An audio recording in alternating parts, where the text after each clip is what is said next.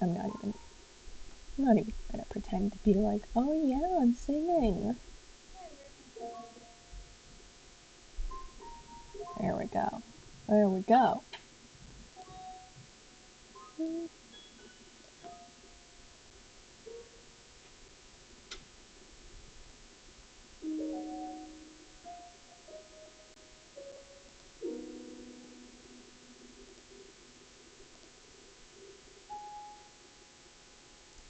Hi! Hi, Alice. Welcome back. Uh, I, I don't know if you can tell, but I switched up the music today. Today is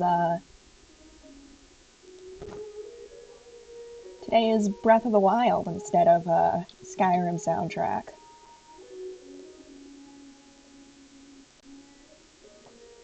I mean, I only made the change just because I was like, I just, what was I gonna say? Oh yeah, I was playing Breath of the Wild yesterday, so I was just like, let's do that today instead of, Skyrim. It's very, very zen. Also, if you're wondering, yes, this is my warm up.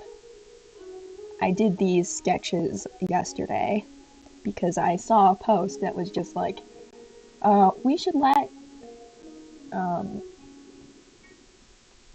more people be, more people should draw Chuya buff, and I was like, I have been doing the Lord's work already, and I was just like, I haven't done an anatomy study in a while. Let's do that. Uh,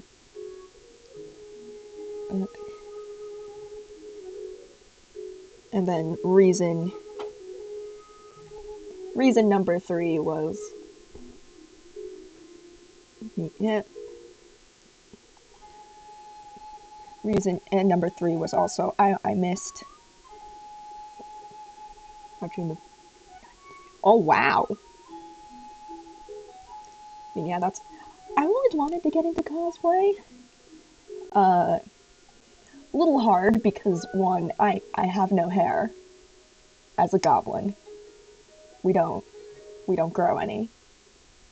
Uh, and I've also got these ears to contend with. They're not little hard to put hats on. Like I managed to get this hat to fit, but that's the only one I've ever gotten.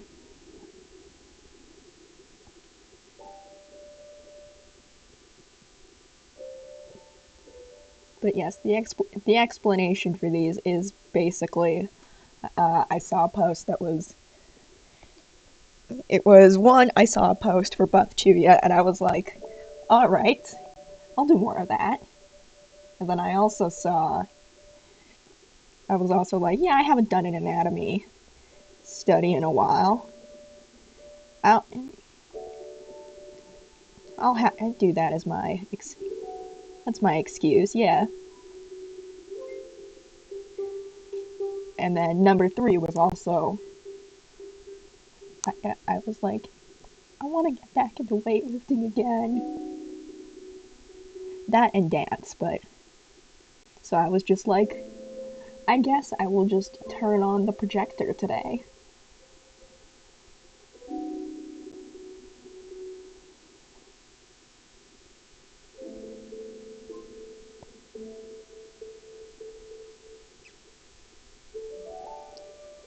Then I know I'm gonna get the inevitable.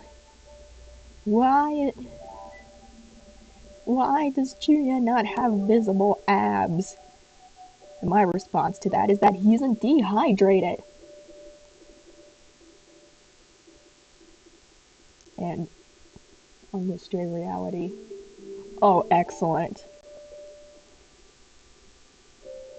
I am all here for, well, yeah, I'm gonna get lazy with the hands. I am here for more Sokoku content.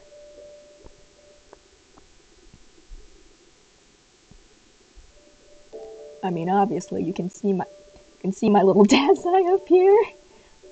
Like, yeah, this is supposed to be just a sketch page with Chuya, but I couldn't resist. I mean, obviously, his husband is gonna watch him work out.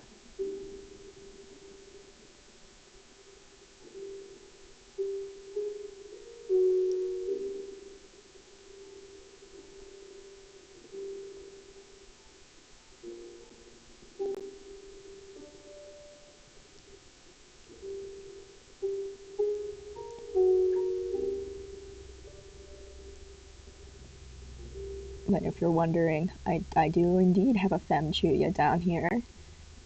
Um, that was for I'm a simple woman.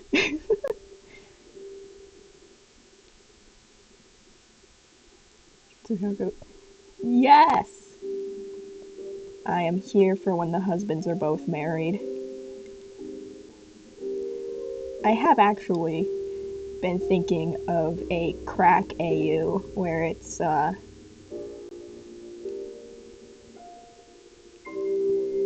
where Chuida and Dazai got married like a while ago. This is too loud. I'm gonna turn this down. But they got married while they were both in the mafia. But when Dazai deserted, he didn't just leave without a word, just blowing up Chuya's car. No, they got divorced. And while they were together and in the mafia, they have a cat named Meatloaf.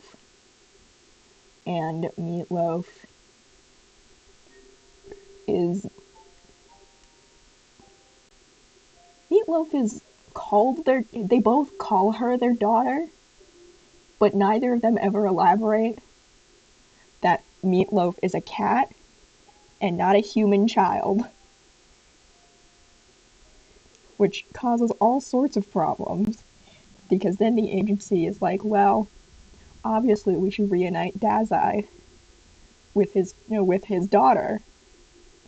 And she is like, fuck you guys. Dazai, you gave up visitation rights during the divorce. You're not seeing her. And it's all very dramatic until it all culminates in like, alright, we all want to see this daughter. And so everyone shows up to a courtroom and Chuya walks in with a cat carrier and pulls out the fattest cat. It's just like, this is Meatloaf. She is our daughter.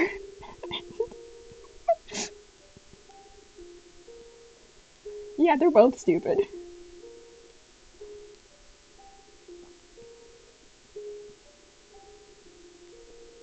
Mori. Mori and Koyo is so done with the two of them, but Mori thinks it's hilarious.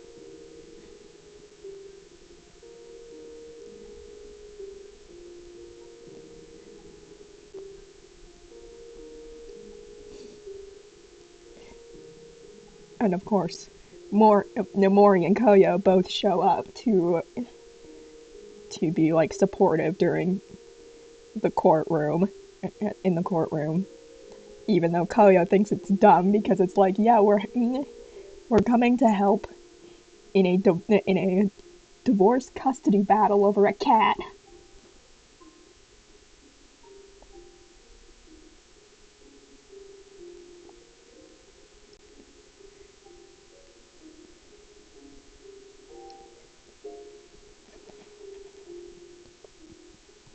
Kunakita is just so done with them.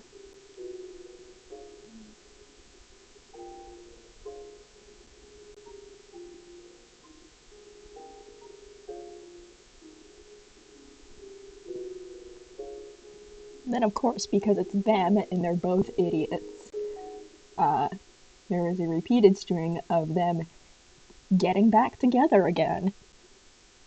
And then, just like hooking up back together again and on and off. And it is even starting to drive poor Atsushi up the wall.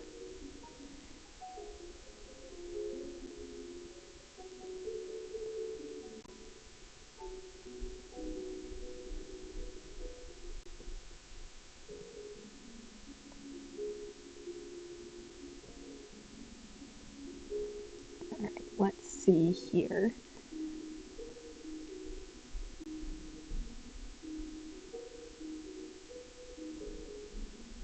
Yeah, I did get pretty lazy with the hands yesterday.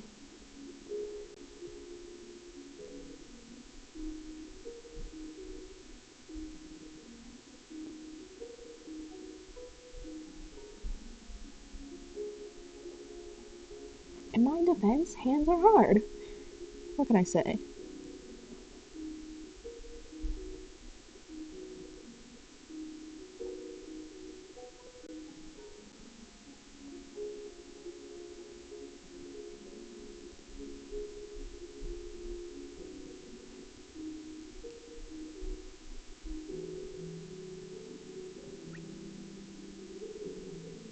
There we go.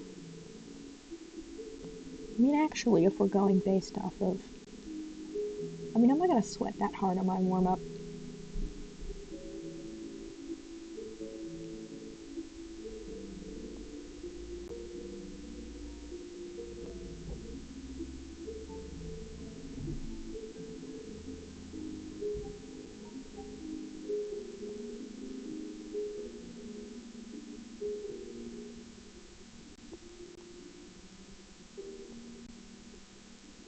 I like how I theoretically asked, am I actually gonna go that hard on my warm-up, and I immediately go for it.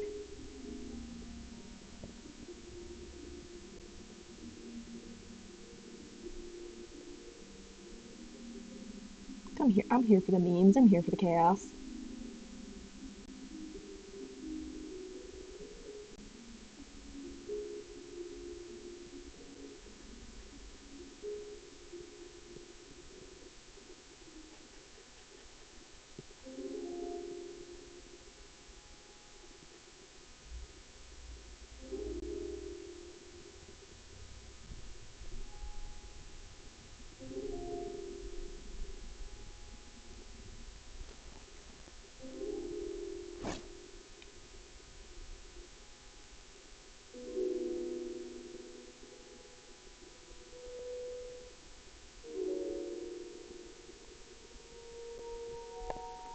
There we go.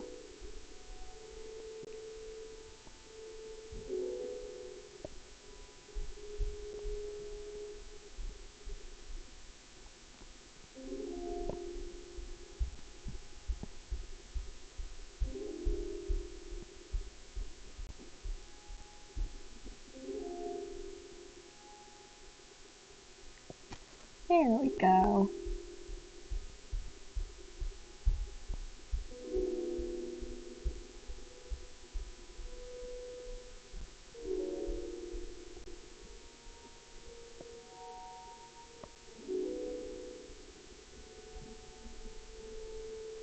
A little KO down there.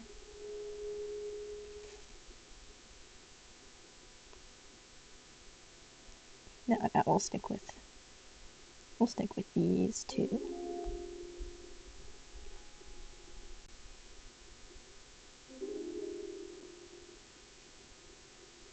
Actually, given the slight tilt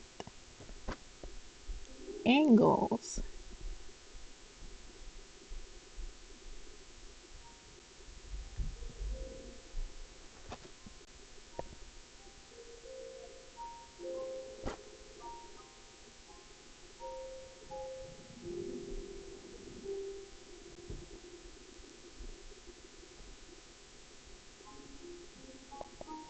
I think we need to.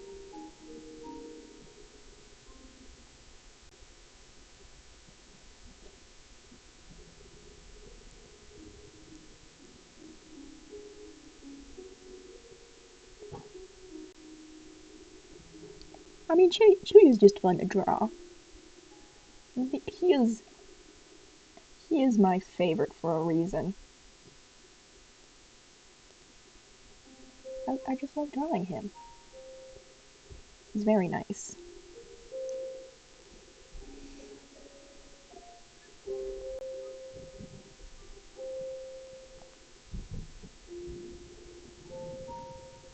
Alright, let's see if we can move this around.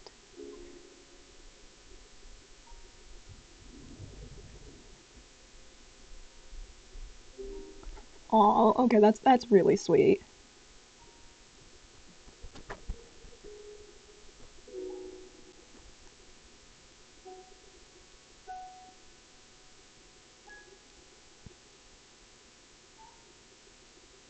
I mean,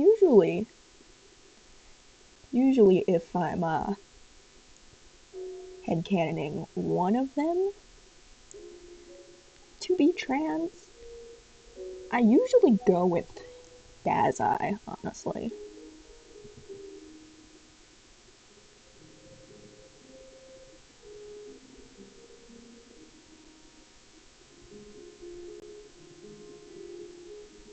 But I mean that's more of an if. I'm usually not one to.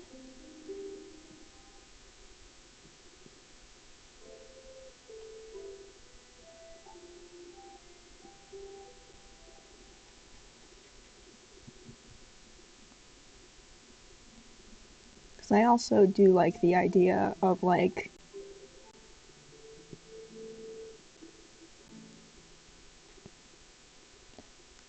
their supportive husbands breaking gender norms together.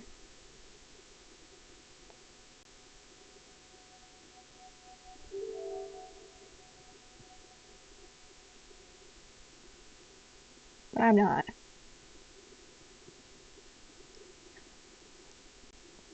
I'm not dunking on anyone else's headcanons or anything like that. As long as you're having fun.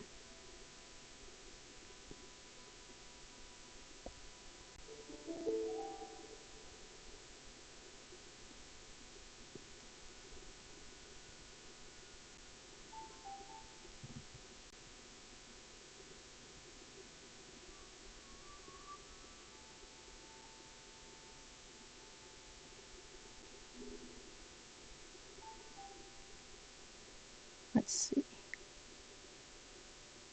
Yeah, I'll put him there. Alright.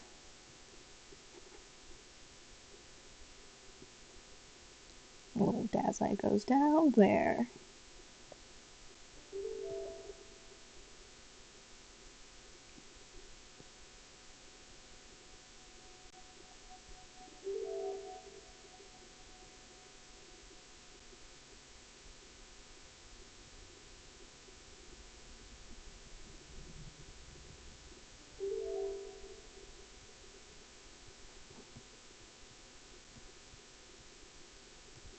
There we go.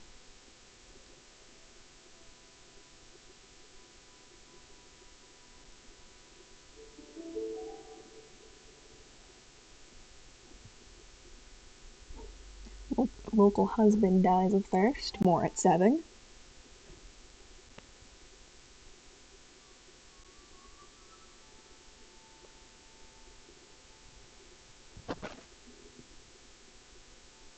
No, wait. Nope.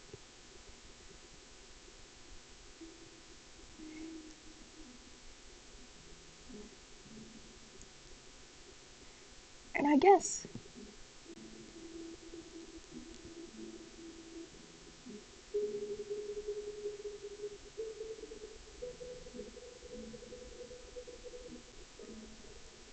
I don't know. I had a thought I was gonna go for, but I lost it.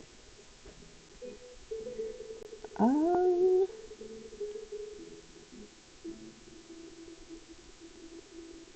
I boop. Here we go.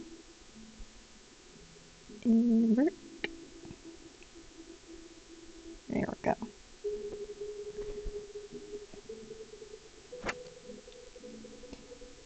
And yes, in case you are wondering, Chuya is in fact doing all of the lifting without using his ability.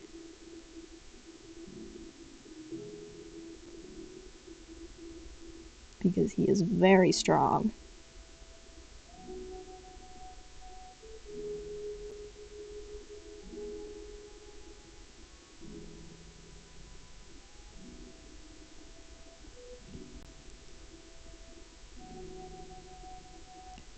Oh, wait. Because I mean, I was gonna go in and like find what like what realistically what would be the high estimate for Chuya lifting. And then I was like, I don't actually care. We're just gonna put a lot on the barbell and call it a day.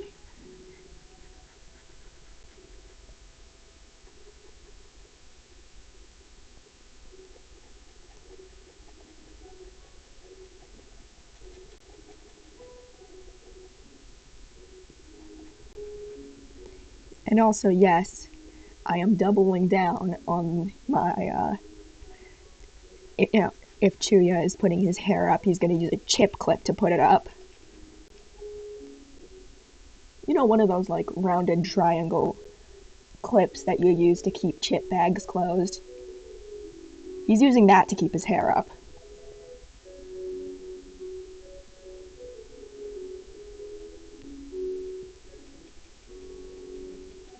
Because why not?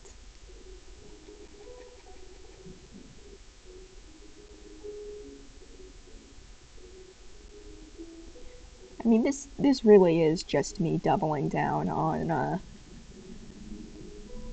projecting onto Chuya.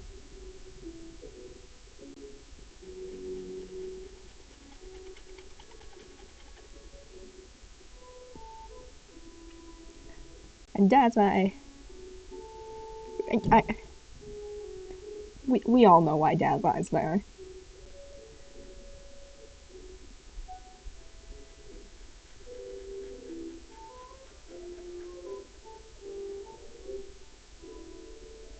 Chip clips to hold my hair up. Yeah. Uh, I I don't use chip clips myself. I have little hair bun holders to pull mine up. Uh, that I have stolen from my mom many years ago, but you know, when I had hair.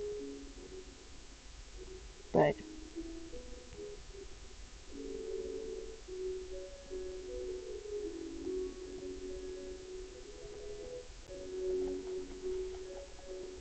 yeah, my mom's a witch, so for a little bit, she gave me a spell so I had hair for a hot, like, month. And then it wore off. It was a very exciting month, though.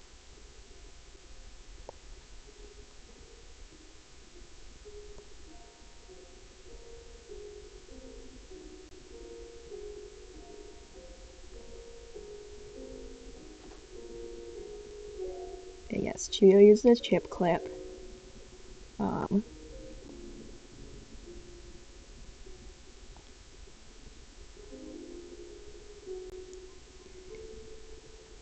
but he also will let his kids style his hair.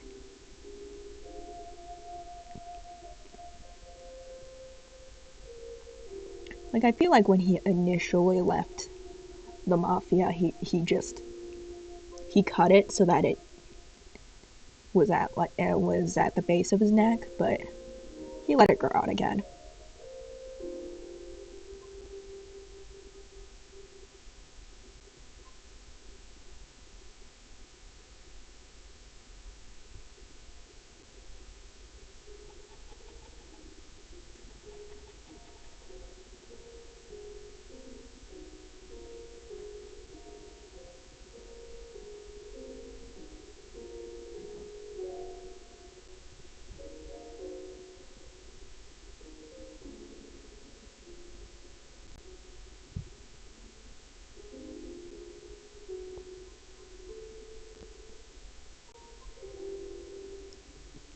not with Daz.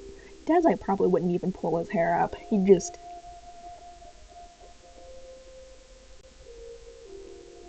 He never willingly cuts his hair. Uh,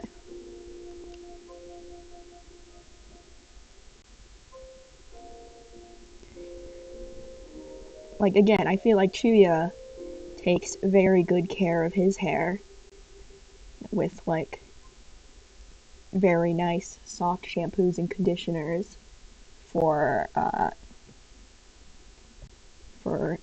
his precious hair. And Dazai is using some sort of 3-in-1 monstrosity.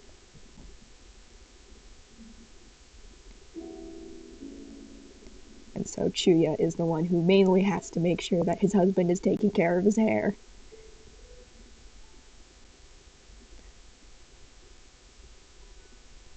Like, it gets a lot better when they start living together. But for a while.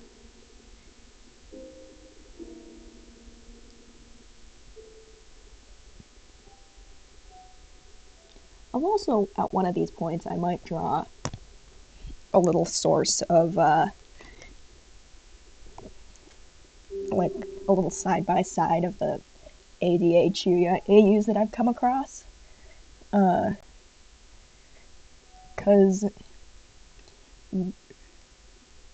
there's one account that has two, where it's like, they left, he and Dazai left the Port Mafia at the same time, but, like, separately, and they didn't know the other was joining the Armed Detective Agency until the day they both showed up at the same time. And they also have one with, where Chuya leaves with Merace and Stormbringer. And then I saw one that was like, yeah, Chuya wouldn't go on any cases. He'd just run like a very successful jewelry store to help fund the ADA and just hang around the office. Which I thought that was fun.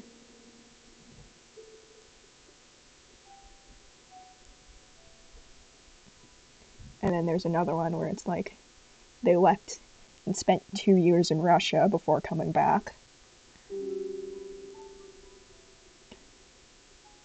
But I mean, what was the point I was getting here? I like how everyone has a different idea of how to flesh out, of like how to advance these guys, like their characters, because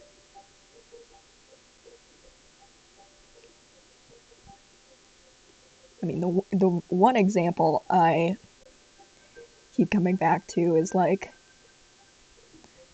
there was one idea where, in order to improve Chuya and Dazai's relationship, it was, hey, we're gonna separate them for 2 years so that they can kind of have a fresh start with each other. Meanwhile, my idea was like, hey, let's put them in an enclosed space and force them to get used to each other.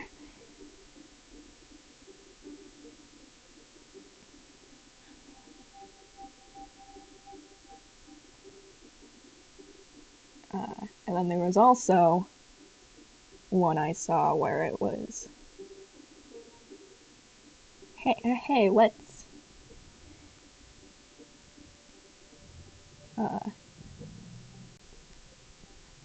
I basically, the way I dealt with it was like, yeah, let's advance Chuya's character by having him go to instead of like going to therapy or anything. Yeah, he advances his character by working retail. Uh,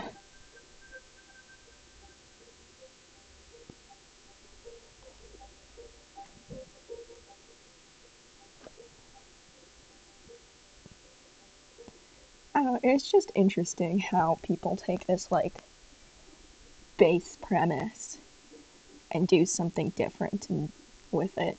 You know? It's interesting.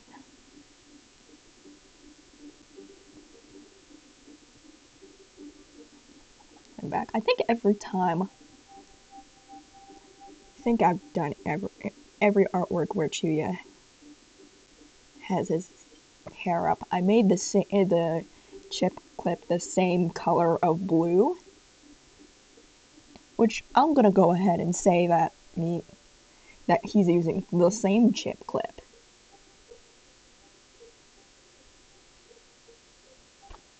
Because I am the master of the lore here. One of those things where it's like, this is my house. I decide the lore.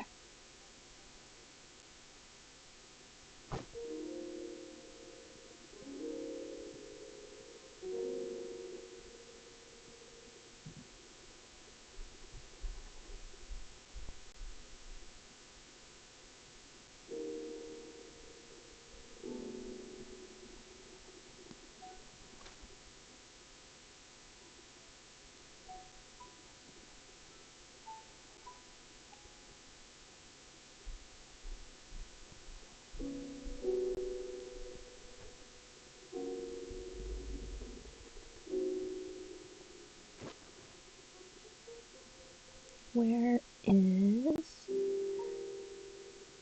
this?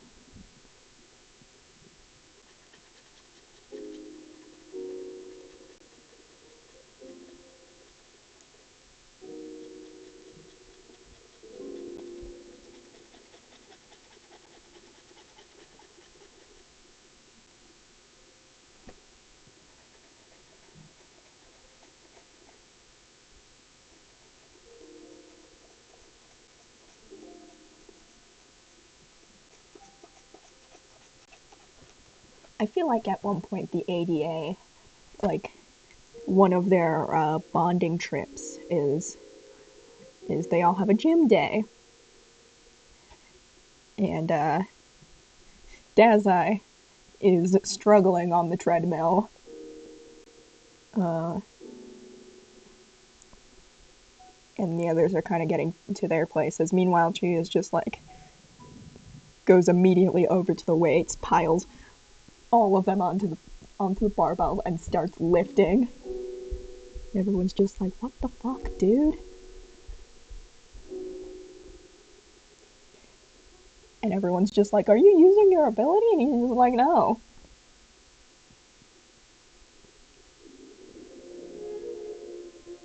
He's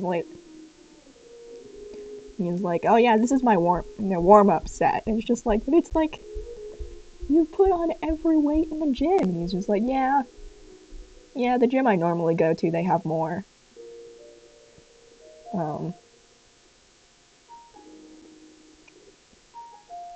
Which the gym he goes to is like the only gym in Suribachi City.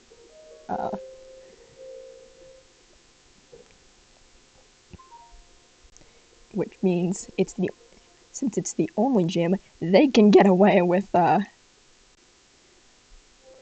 more of the health violations. Although they keep it pretty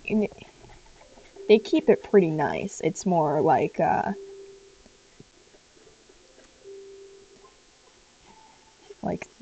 equipment they're using would not be allowed to be used in regular gyms.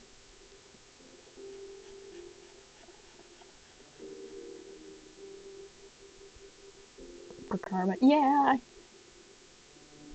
I mean, I also feel bad for the dude, but at the same time, he doesn't have a personality. Like, what am I gonna do with that?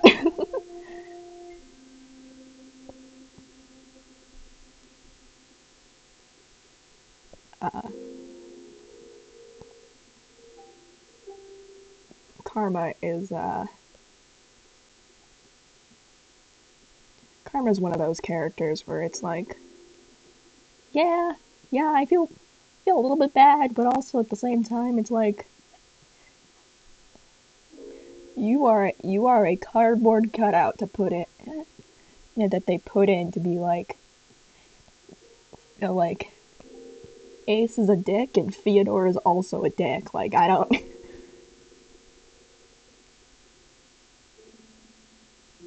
Not a whole lot I can do with that.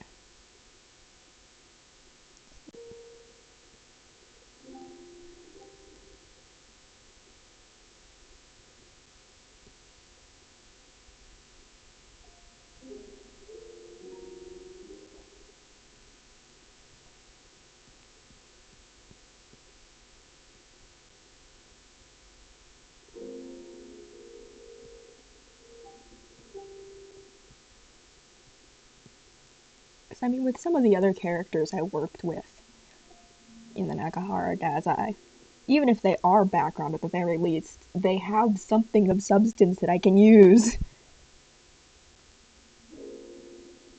Like, I mean, I use Fitzgerald a lot in the later in the AU, but like he has a whole like in canon, man's got a whole redemption arc of learning to like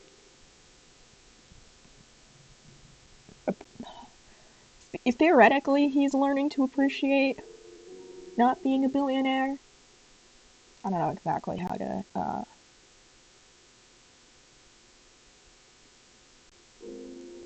to word it, but like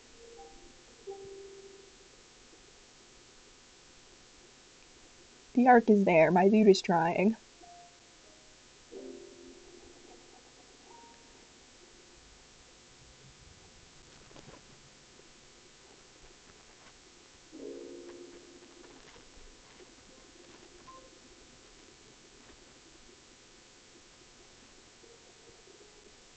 Yeah, like Lucy and Poe. I mean, Poe really not as much, but there's something there. There's something I can dig my teeth into.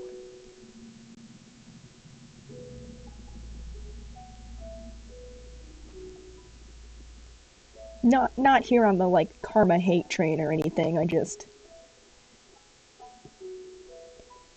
It's just that if I were to try and do something with them, I have no idea what I would do.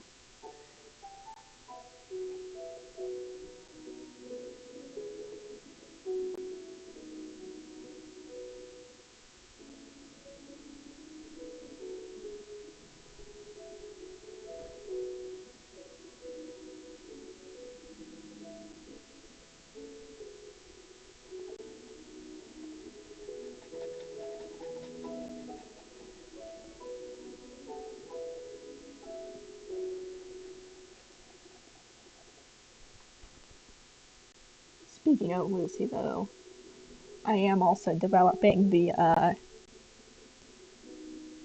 Higuchi Gin Lucy love triangle.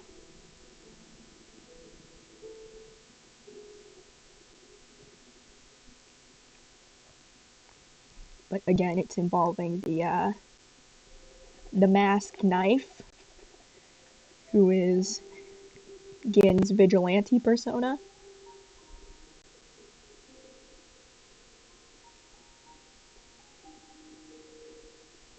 And so she is aware that the other two have a crush on her.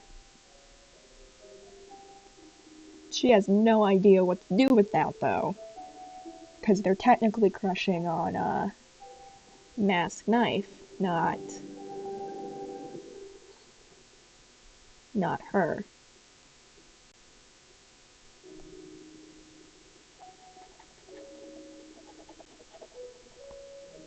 And I feel like they both, Higuchi and Lucy, both figure it out independently of each other, but it's still very much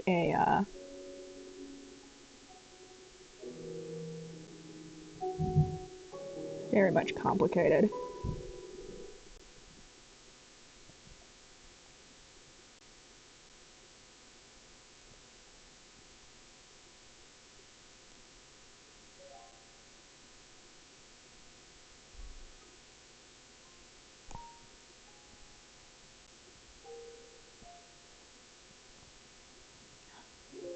I also feel like if the three of them did come to a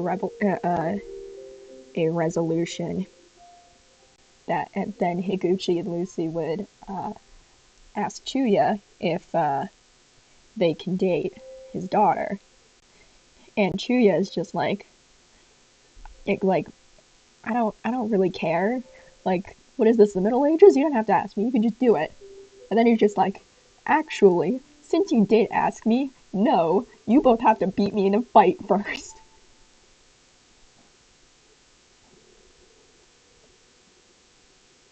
Which is very unfortunate for them.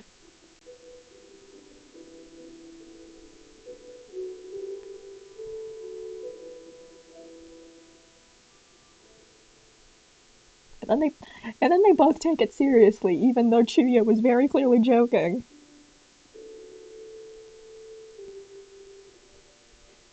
And of course, Ryu would probably encourage it, being like, "Yeah, that's dad for you, but yeah, sorry, you're out of luck." Gin is, meanwhile, just so done with everyone else.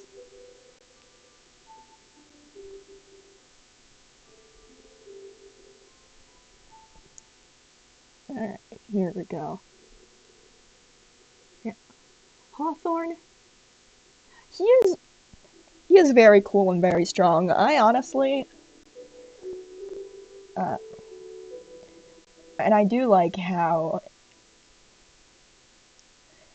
if the guild arc, I really don't. I have some ideas about what I'm gonna do. I have no idea what I'm gonna do with Hawthorne. Like, I will end up doing something. I do really like his character.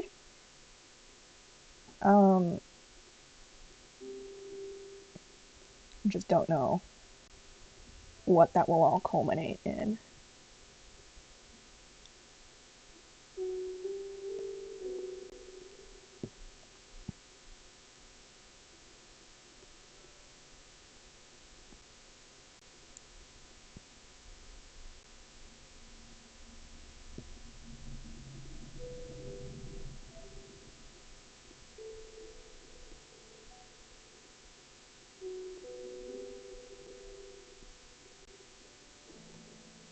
Like, Fitzgerald, Louisa, Fitzgerald, Louisa, Poe, and Lucy. I have a good idea of how they're gonna fit in. I know what's gonna happen to Steinbeck and Lovecraft. Uh, it's gonna be great. They're gonna show up to the ocean side to see Shinso Koku and be like, and Kyoka and be like, "Hey, good job, guys, you did it," thinking they have killed Lovecraft, and then uh, they turn around to see Lovecraft, and they're just like, "What?" And Lovecraft's just like, "Well, my contract is ended. I'm going back into the sea." And she is just like, "This is enough weirdness for today. I'm going home. Done. Not here for this." And he's just like, "Yeah, that's this has been the third weirdest thing I've seen." And everyone else is just like, "What? How does this? How is this the weirdest and not the weirdest thing? What tops that?" Which is honestly a fair question.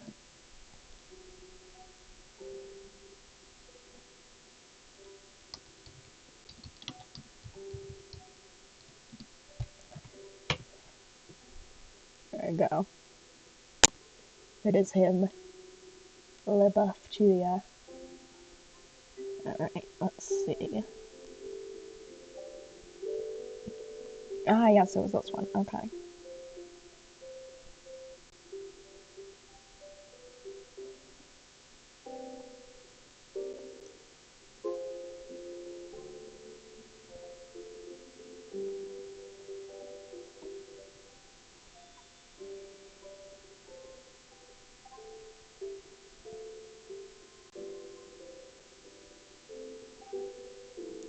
I do really like my little Ango back there.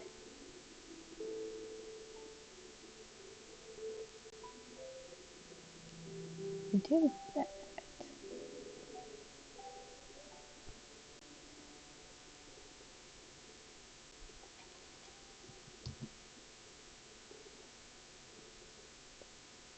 There we go. I'm a professional. Say at Hawthorne.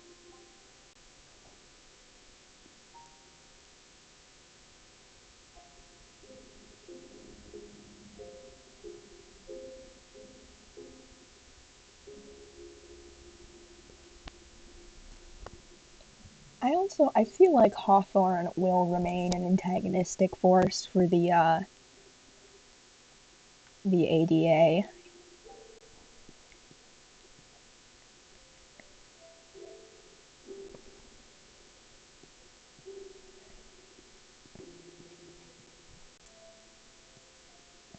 Like, I feel like uh, after their one fight, after Hawthorne and Julia's fight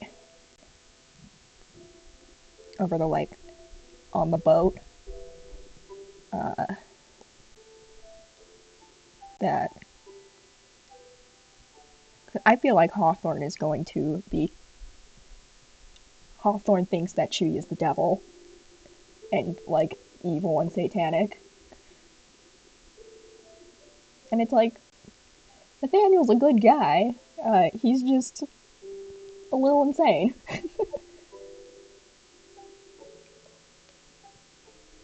he's, he's been clinging too much to that Bible of his.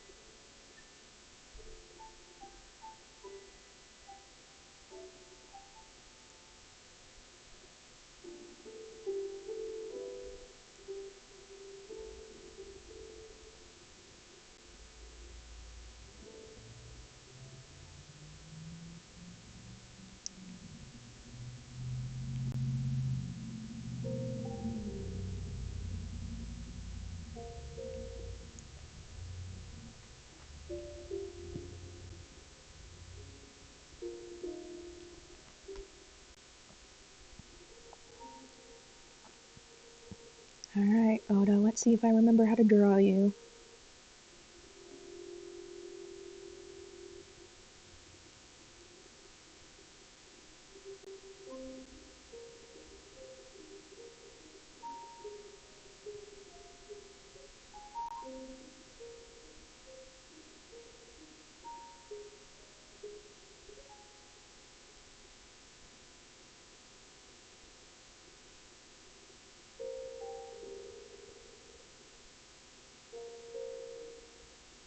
Does that look right? No, that doesn't look right. And,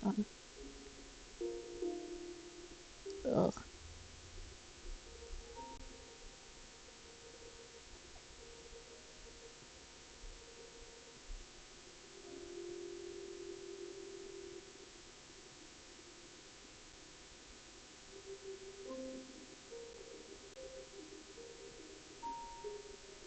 I do appreciate how I've drawn Ango back here. He looks very much like a disgruntled cat.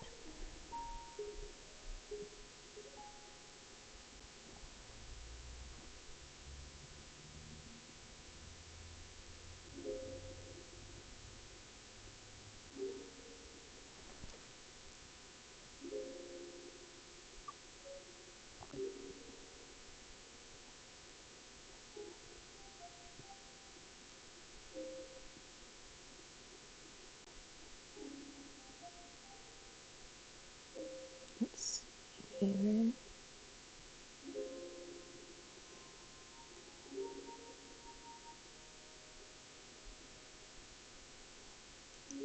Ooh, I had an evil thought. I had an evil thought. Alright. So hear me out. We are aware that someone at the Decay of Angels has to have, like, some sort of resurrection ability, right? Like, Shibusawa came back from the dead. Um, what if, hear me out here, they figure out that Urasaku was important to Dazai and Chuya and decide to resurrect him as either a vampire under Stoker or using whatever resurrection ability they have to basically try and manipulate them. Oh, it just pulls on the pulls on the heartstrings.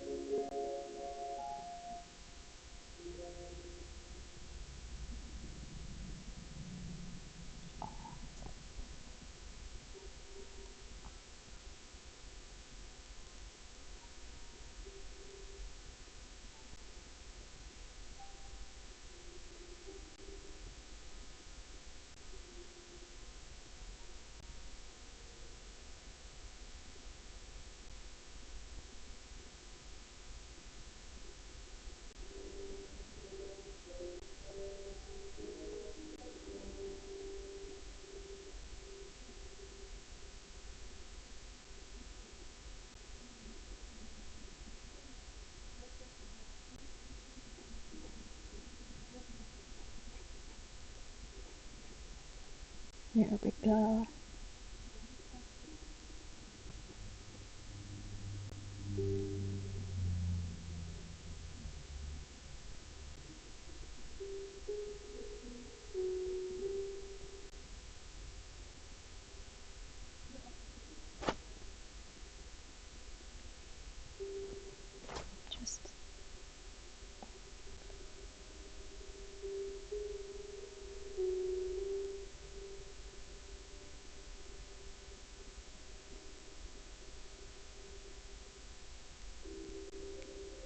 Just imagining a fight between resurrected Oda and Chuya and Dazai, and the two of them are constantly on the defensive and on the back foot. Not because they couldn't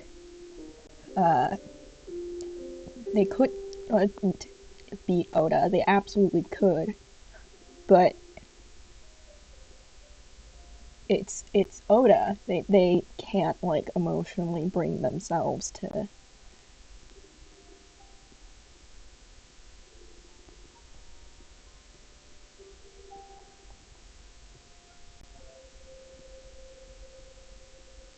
And so it has to be someone else has to be the one to bring resurrected Otasaku down. Oh, chef's kiss. Quality angst.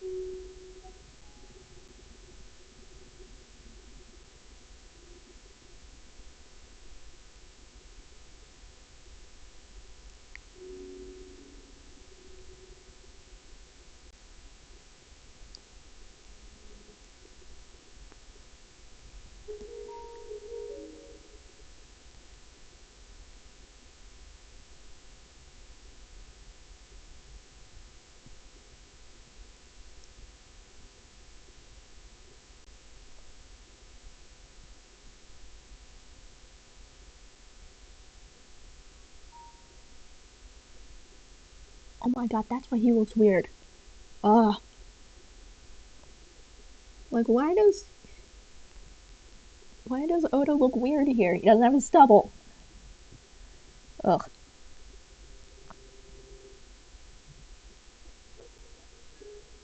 One day I'll get better at remembering his stubble. Not today, but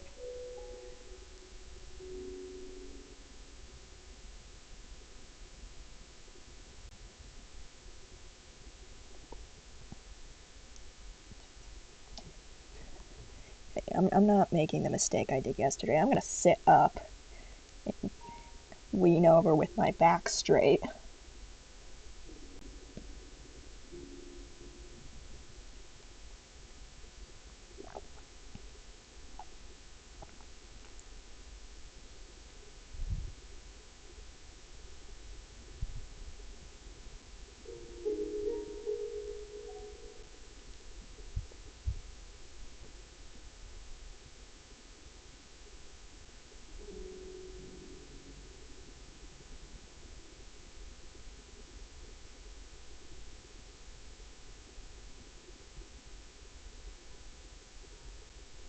go. That's looking better.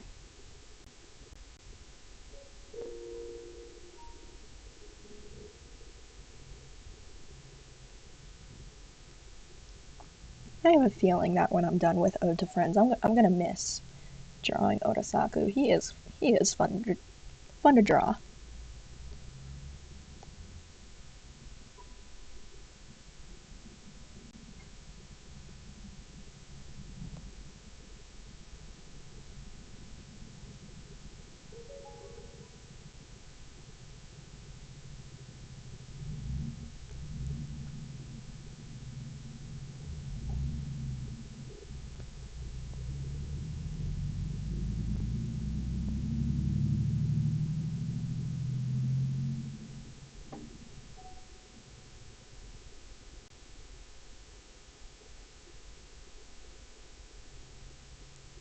There we go.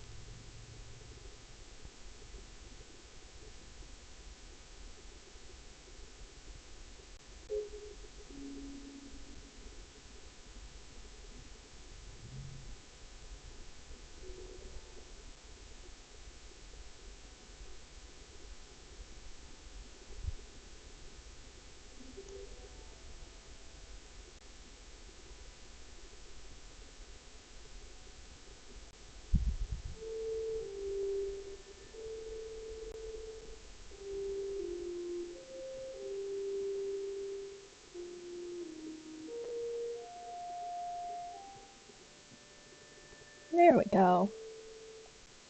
Look at that. There's an Oda.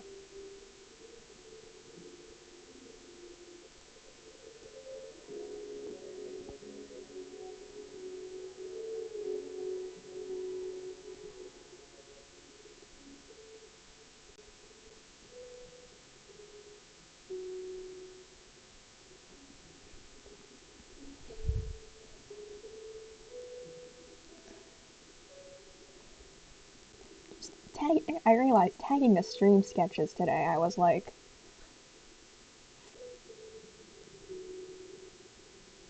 I was going through and I was like, let's go through and find my Otasaku tag.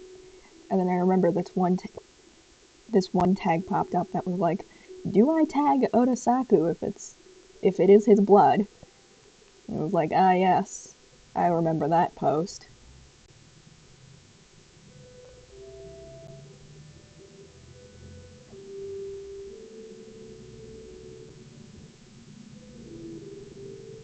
Fun times.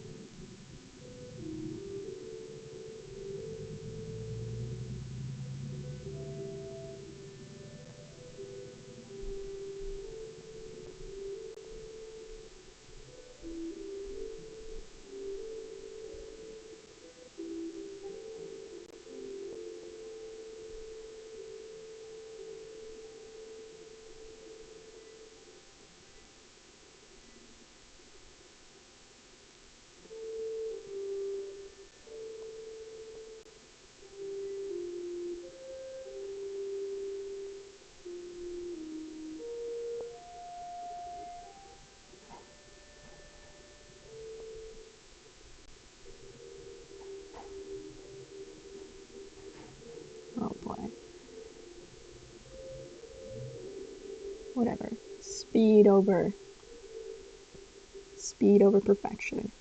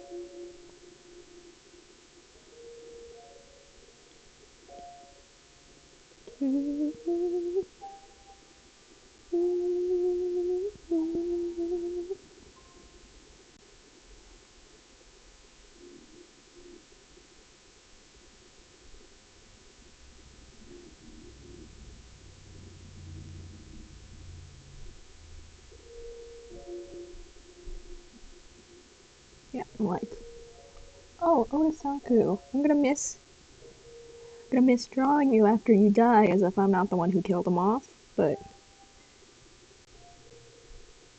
what else?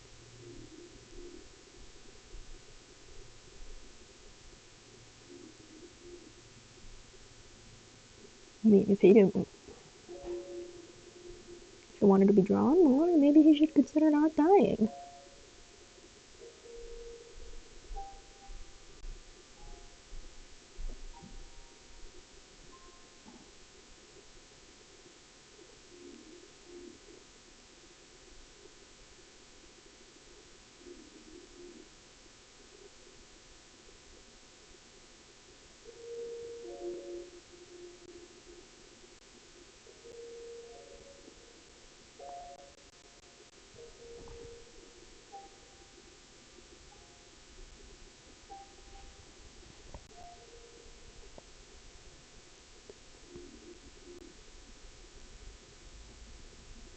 Right, let's do there. Let's do there.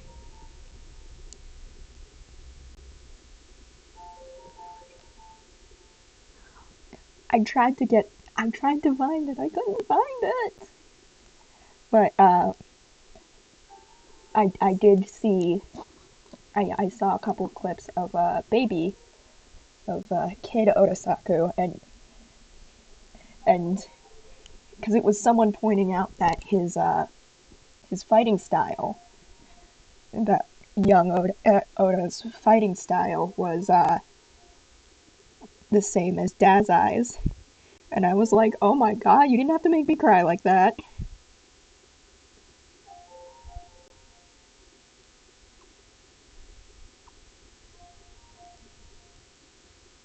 So, yes, I am very firmly sticking to the, Oda taught Dazai, and, eventually, in this AU Chuya, gave him tips on how to fight, because, my god.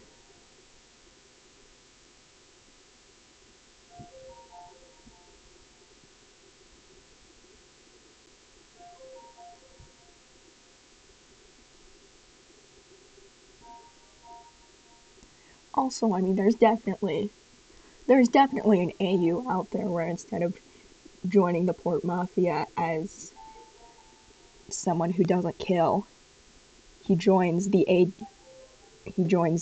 armed detective agency as a detective and then works to get Dazai and Chuya out of the Mafia, right? Right? Like, come on, if someone hasn't done that,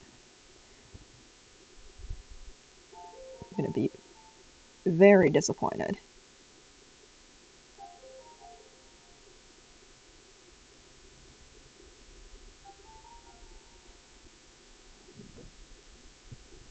I mean, I know of one singular fanfiction on AO3 that went a route that was similar to that, but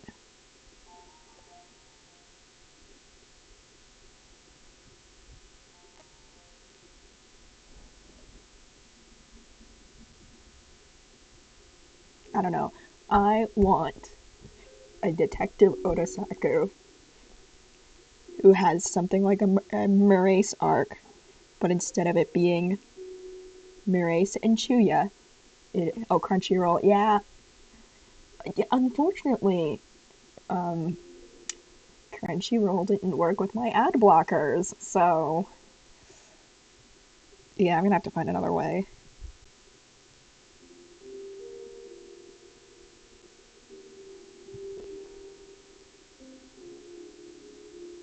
But I am very excited.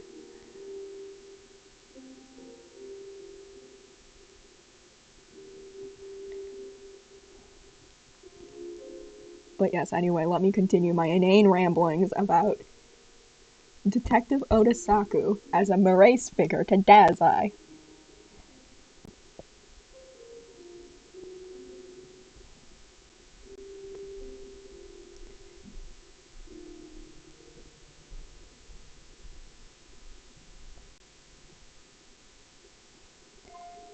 We could have had it all. We could have had it all. I'm not singing again.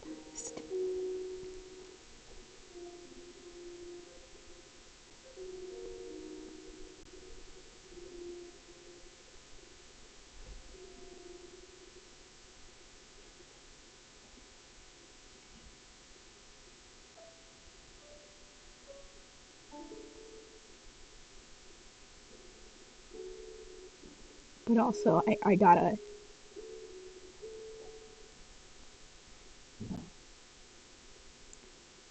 tag on the recent page of Ode to Friends, the one I worked on, the one I finished yesterday, that recognized what was happening. It was like, and it was just like, yes, tag person. Dazai is in fact taking him drinking with him to cheer up Chuya, even if Dazai himself will deny it to the ends of the earth.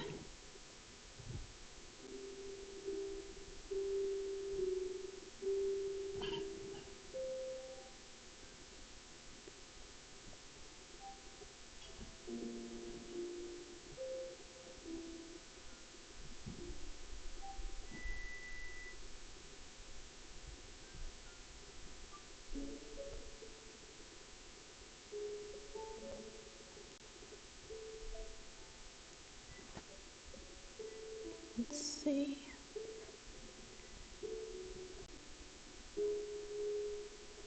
Yes, anyway, I already have one AU. I am not going to be making another, unfortunately. Like, I've already been bouncing the idea around of an AU where he, instead of being found, like, on the run, or not on the run, but, like,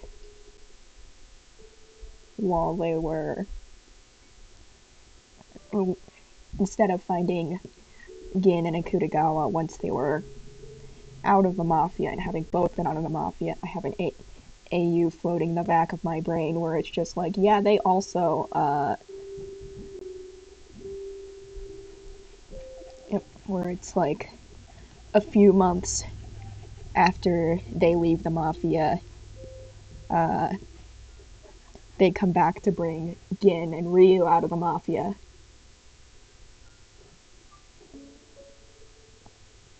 Because, like, I just think it's cute.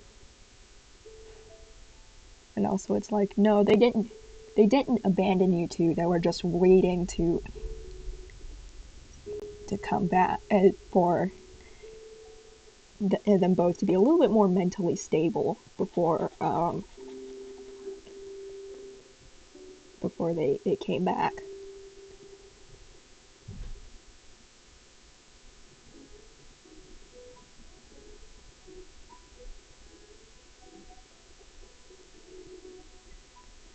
Because I am also firmly in the headcanon that,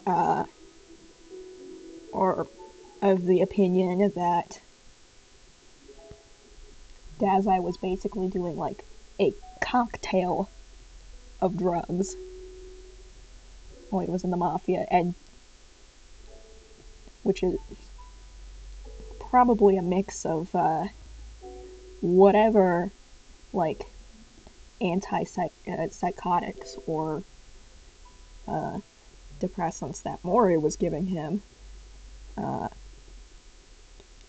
but also a mix of whatever Dazai decided to take on his own,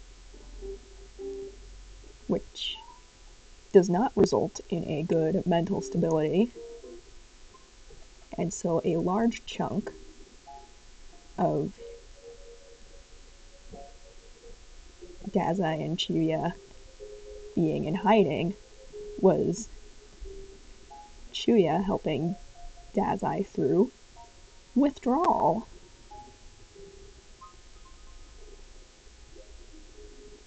Oh, Hi!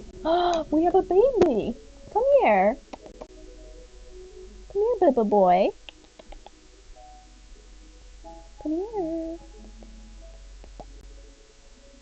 Come here. Hi.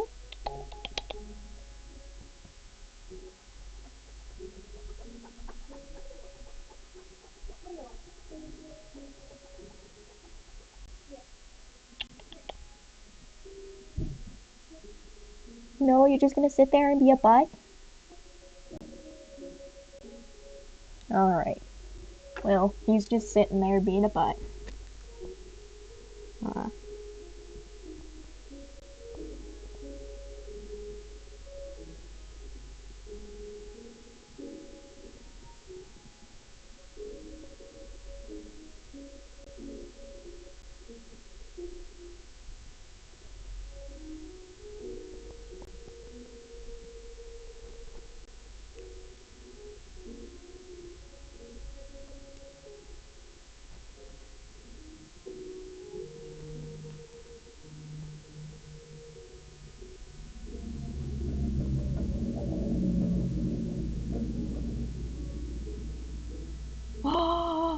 yes, please tell me your cat's names. I want to know.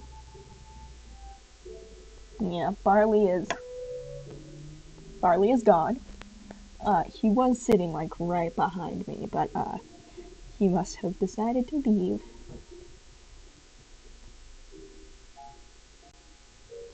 I would like, please tell me them.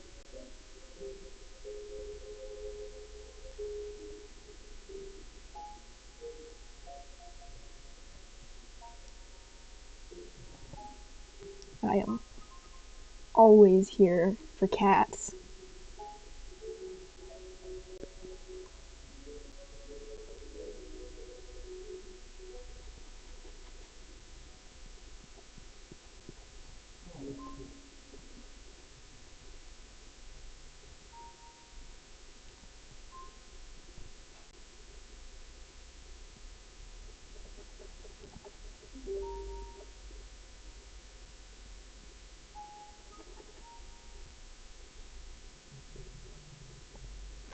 I also, one of my other, because I've been thinking a lot about how the Dazai Nakahara family spends their mornings for plot reasons. It's plot reasons, I promise. Uh, but basically, like Chuya is definitely the one who gets up like really early. Like because Chuya is the one who got a retail job first. Um, he kind of adapted to the 9 to 5 schedule of waking up really early, making sure Mickey's got food and Lemon has been sufficiently walked, taking the time to get his morning workout done, making like coffee and breakfast in the morning. Oh, oh, hi, you're back. Hi, hello. Come here. Come here, baby. As your mother, I am psychic to when you are here. Come here. I want to pick you up. Nope, nope, you're getting picked up.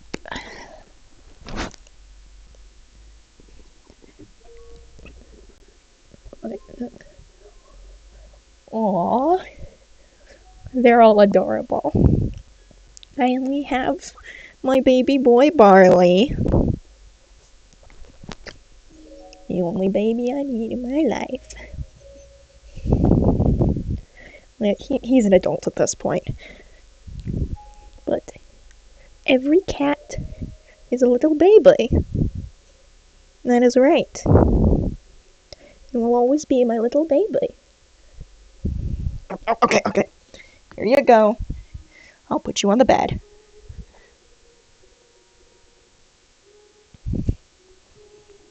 Barley does not like being picked up, but he will tolerate it. Come here. sit next to me, and I can pet you while I work.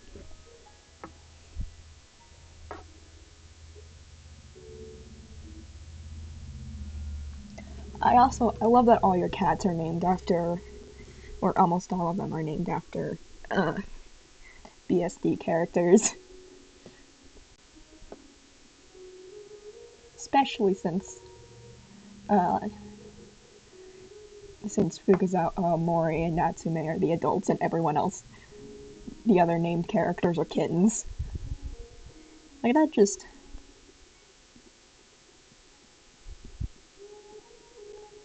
It makes sense to my brain. Oh.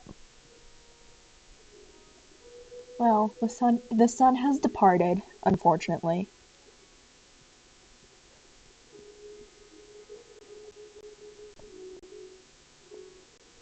He will be... He will probably be back.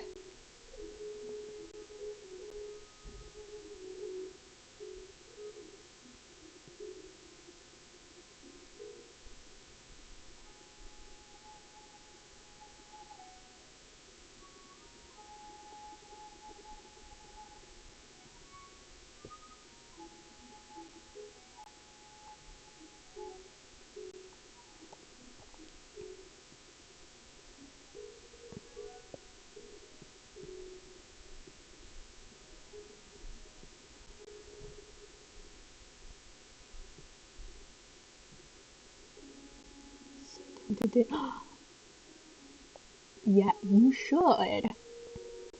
I mean, I'm an enabler, but also, that sounds adorable, and I think you should do it. If you have the space for another cat, of course. But yes.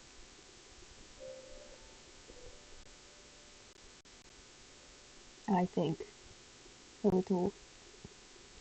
Oh my god, Rampo.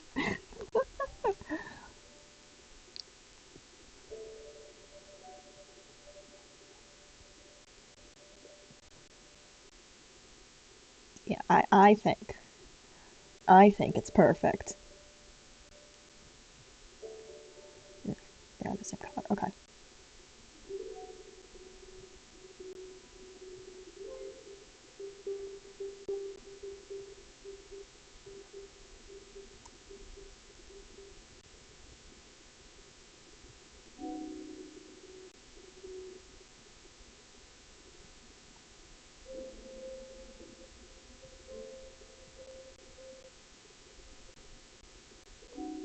There we go.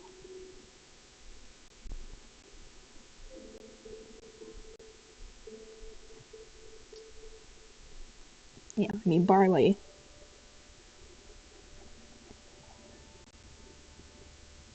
Space for another cat. Yes. Yes. I would love to see him and all of your babies.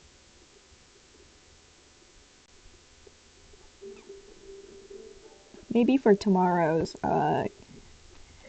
stream remindy, I will post a picture of Barley and be like, here, he is my baby.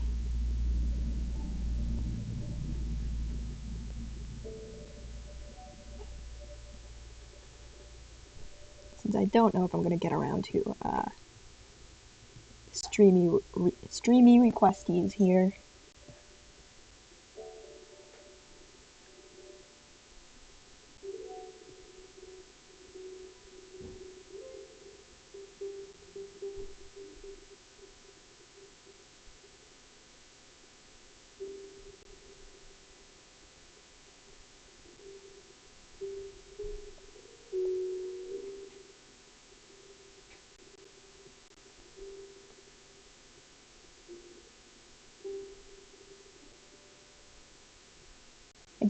I do like drawing Anga's stupid little face.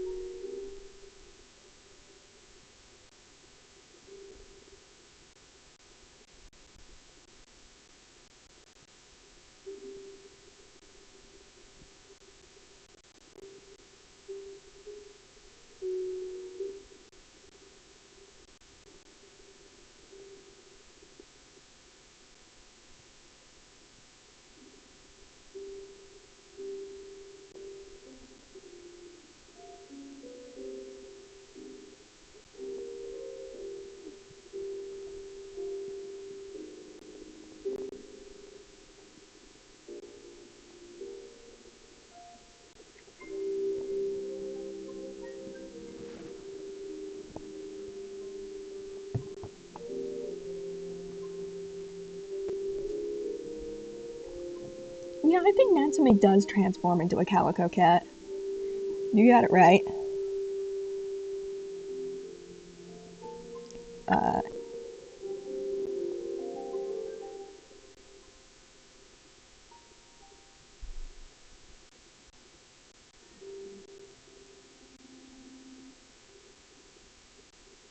what was I gonna say? I mean, naming a cat after Rampo is very fitting because Rampo, he really is just a cat. Like, like lazy, won't do anything without praise, wants to eat snacks all of the time.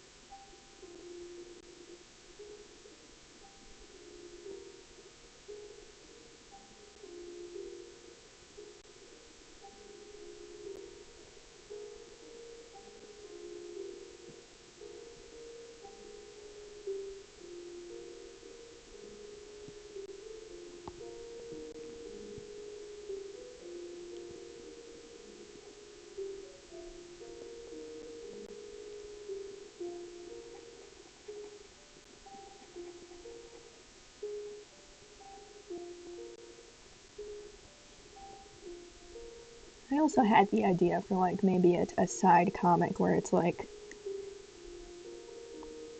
they do, where it was similar to the one in BSD1 where they do turn into dogs.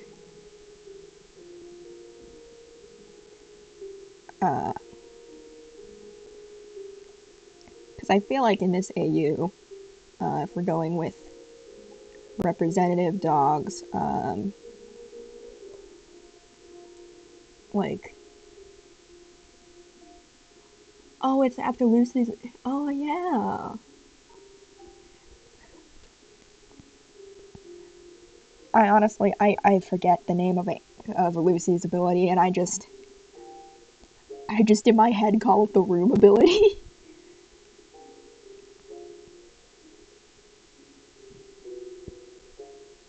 uh,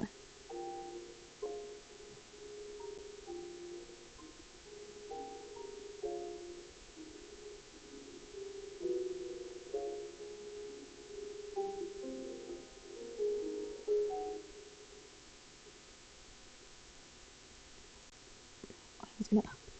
Oh, hello. Did you just come out from under the bed? Come here.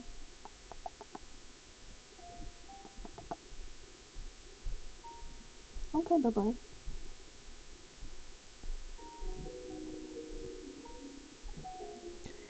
But because I feel like in this AU, like Chuya absolutely would turn into like a what? I feel like he'd turn into what, like a herding dog, where it's like he needs to be doing a, he needs to have a job he's doing. He needs to be, he absolutely must be running around. Uh, he needs regular exercise, or he will go crazy.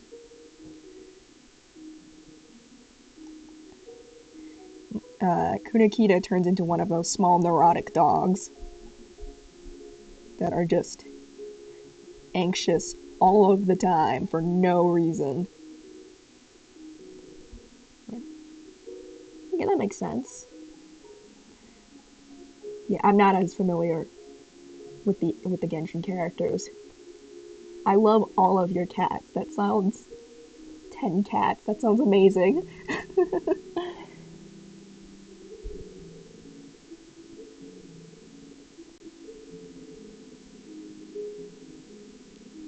I mean, my dumpster can really only handle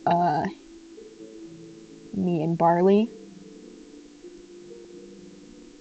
So it is not feasible for me to get another one, but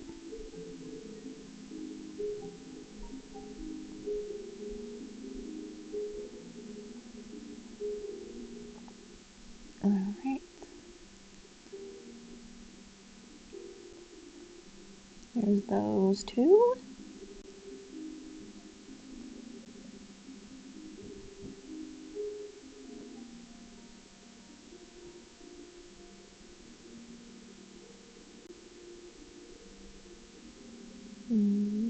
Hang on.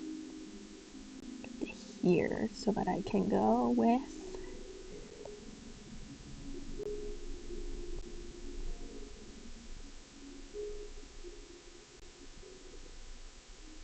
put some bubbles around them.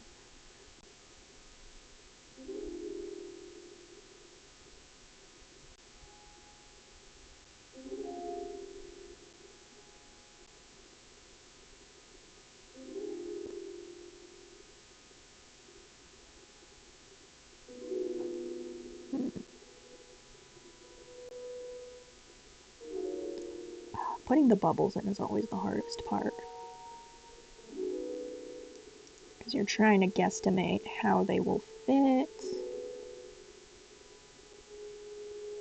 There we go.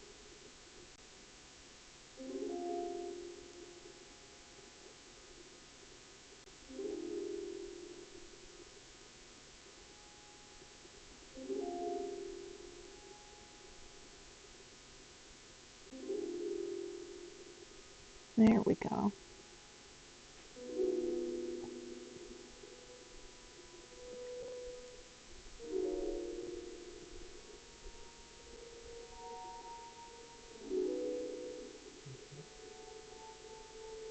But anyway, my brain. I saw a post that was like, make a cursed AU with your, by combining your latest fandom with your, it was like your latest fandom with your earliest fandom. And I was, which basically means, at least for me, that just turns into a Bungo Stray Dogs Warrior Cats AU.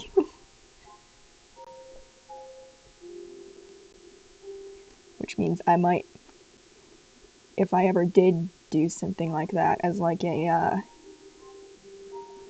gag, a one-off illustration, I might use the color of your cats in order to inform them.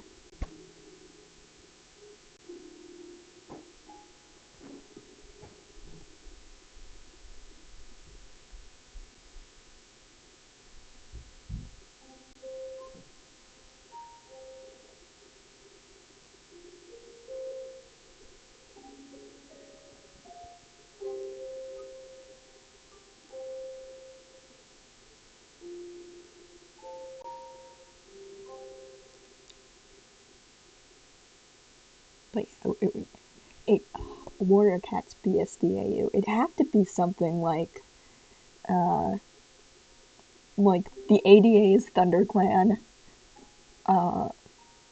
the Port Mafia is ShadowClan,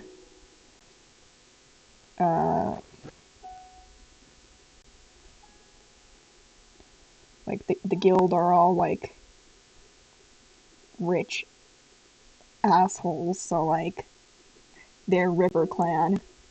And the Decay of Angels are like Wind Clan or something. Oh my god, it'd be so stupid. Theodore is like Rat Tail or something.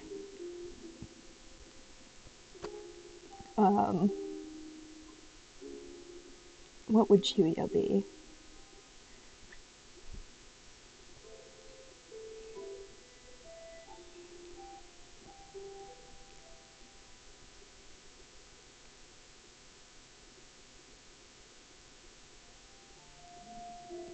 Sure, it would have to have like heart in his would have to have the suffix heart, right? So like um heavy heart maybe? Alright, no that's kind of depressing.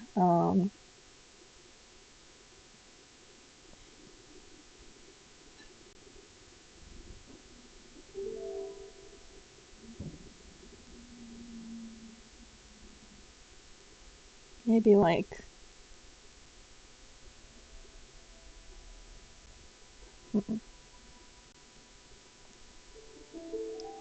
Chuya's name I'd have to think about more, but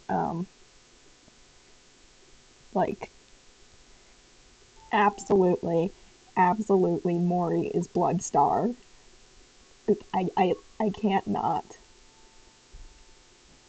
His deputy is like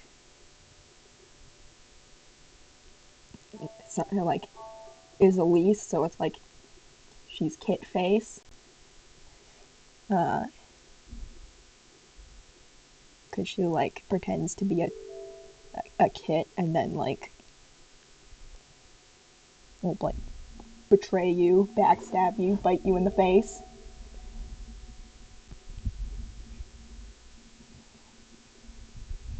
Oh my god.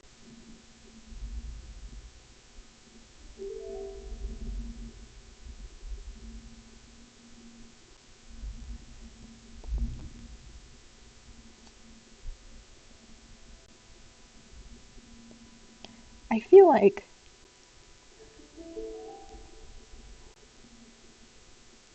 I feel like a BSD Warrior Cats AU would only work with like if they still had abilities and abilities were like some sort of Star Clan blessing. I don't know.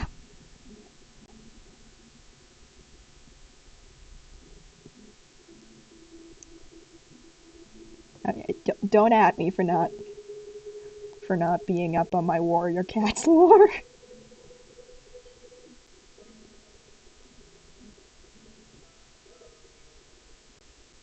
I mean, has what I've been rambling about made any sense at all?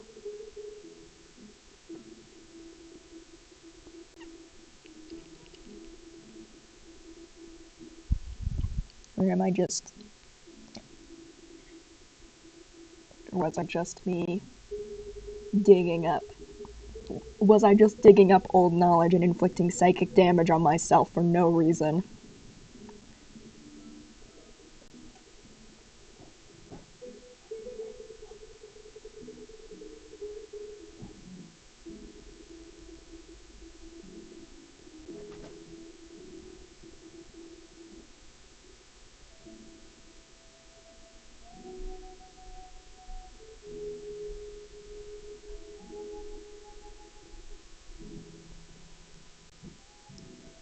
I mean, that's gotta have been done before, right? Like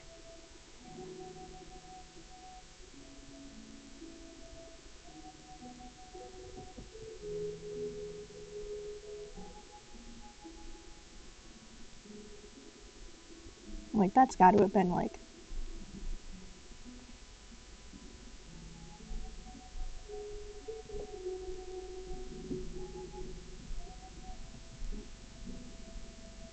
BSDAU has got to be.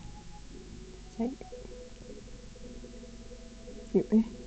to get her to rejoin the port. Yeah, like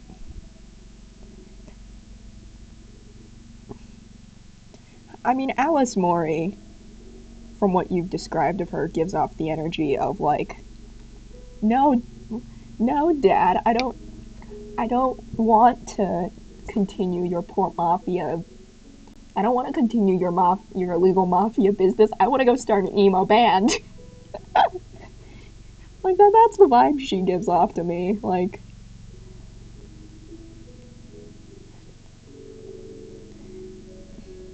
no, father. Going through her like edgy emo phase, and it's just like I don't. Like, you don't understand me, Dad. It's not a phase.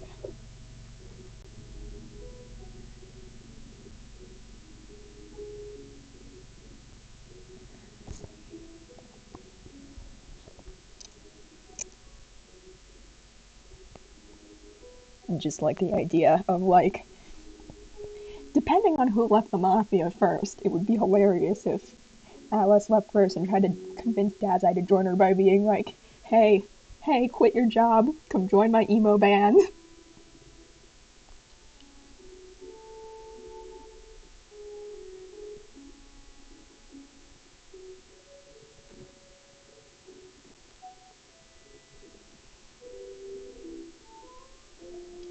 I mean, I feel like that's basically how, in a hypothetical AU, Dazai gets Chibiya to leave, and she's like, quit your job, join my detective agency.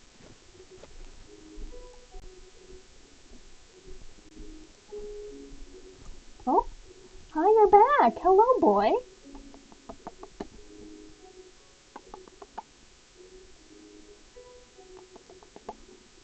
Hi. Hi, come here. Come here, boo.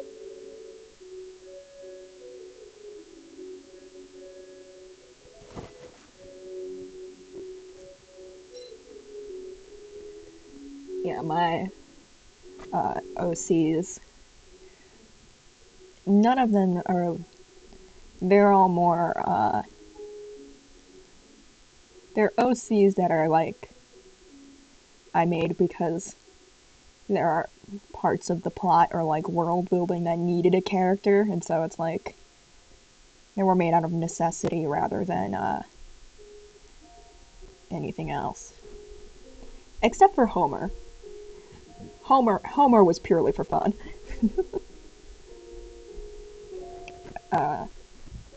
She's also, I believe, the first OC that I really drew and developed for BSD, so I mean, it makes sense. But as far as BSD OCs, I have I have Homer. And as far as the ones I've drawn, there are others I haven't really fleshed out. But the ones I have drawn, they're all part of the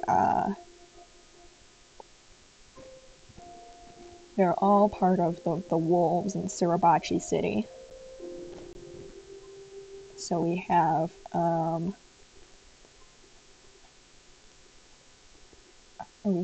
first, in order, I drew Homer, who she is the guitarist for a funky rock band called the Classical Greeks. So they all have the stage names of like ancient Greek like authors, historians, bards, whatever. So, and her ability is the epic cycle. She can summon an a bunch of spirit warriors and like ancient Greek spirit warriors. She can't really control what they do. She just summons them when she sings. So it's like, yeah, sometimes they're a good thing. Good welcome reinforcements. Oh my god. It really is. They really did form an emo band. That's amazing. Especially because, I mean, this again would be after they left the Port Mafia for me, but basically they had to pick up some sort of hobbies while in hiding. So one of the things that like Dazai picked up keyboard and piano, and Chuya picked up guitar.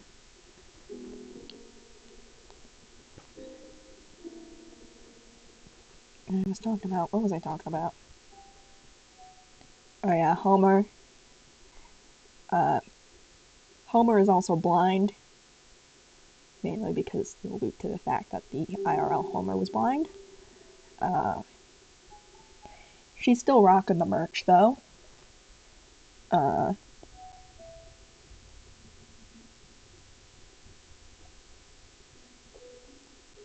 and Chuya will occasionally wear the classical Greek merch because he supports his friends.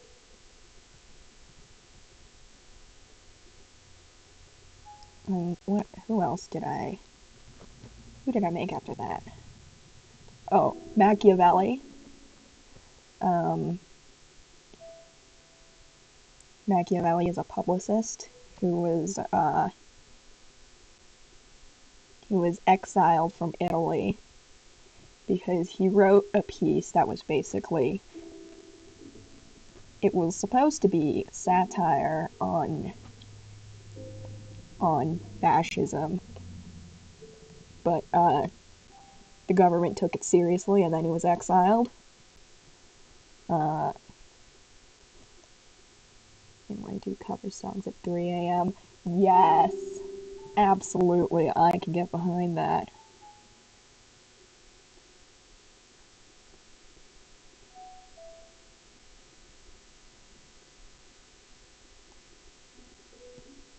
Uh,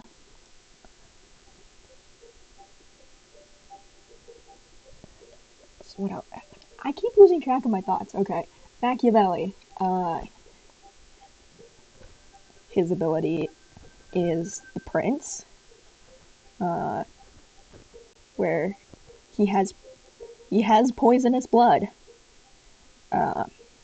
So while in Suribachi City, because he was exiled from Italy because of mistaken fascism article. So so to support him rebuilding his writing career, he'll sell his blood as poison. And then later, he does a lot of he basically becomes the PR expert for the wolves. Um,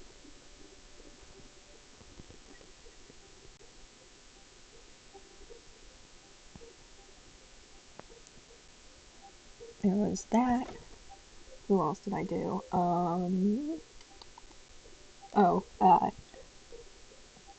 Jess. She is the shrine priestess at the shrine for Suribachi, for Arahabaki. Oh, excellent. Have to check them out. Uh, yeah, I think I talked a little bit about Jess yesterday, but her ability is Bible, where she if she dies, she basically will her, her body will heal any the injuries that caused her death, and then she will revive 3 days later after a glowy coma.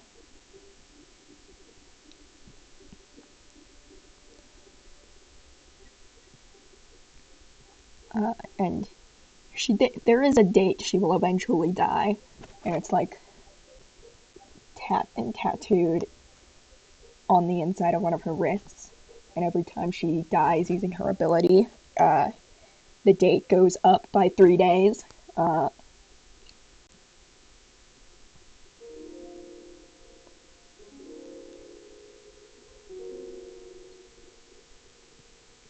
So that's mainly her role. Then there's Frederick.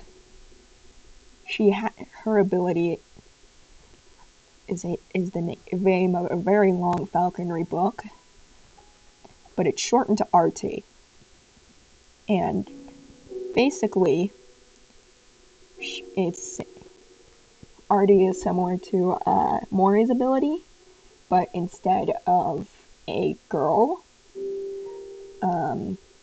RT is a falcon that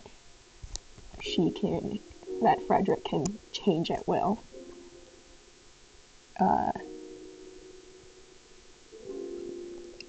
And Frederick was formerly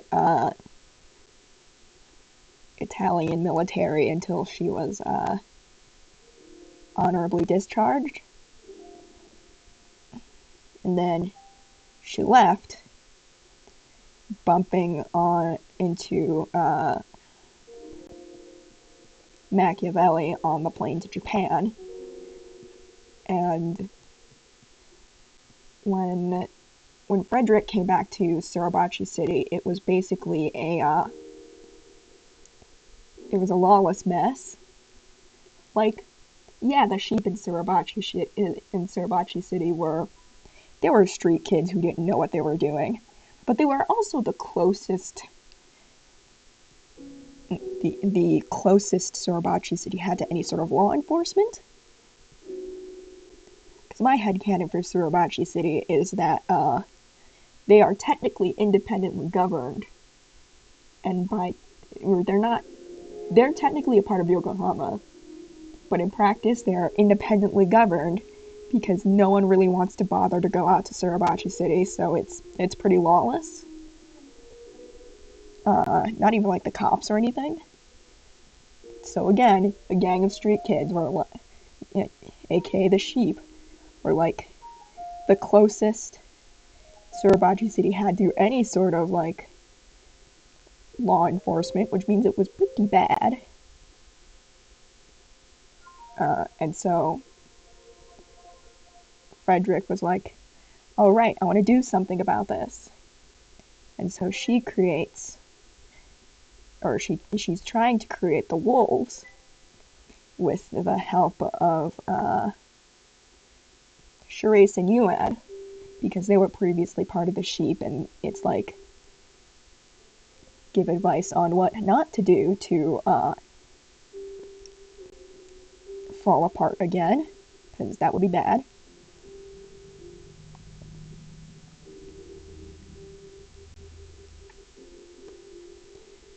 And so basically, the wolves become the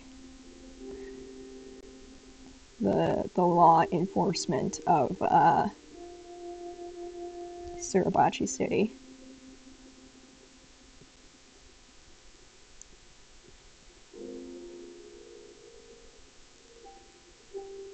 And like they're doing it on purpose this time, so they're much better at it.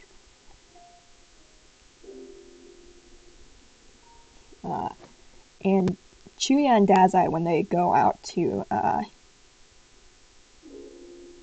when they move out to Suribachi City, they are honorary members of the sheep, or of the wolves, as it's like they went out and helped set the group up in the first place.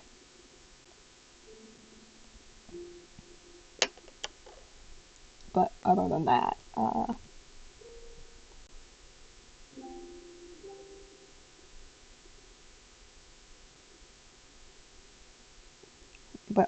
they're not really involved.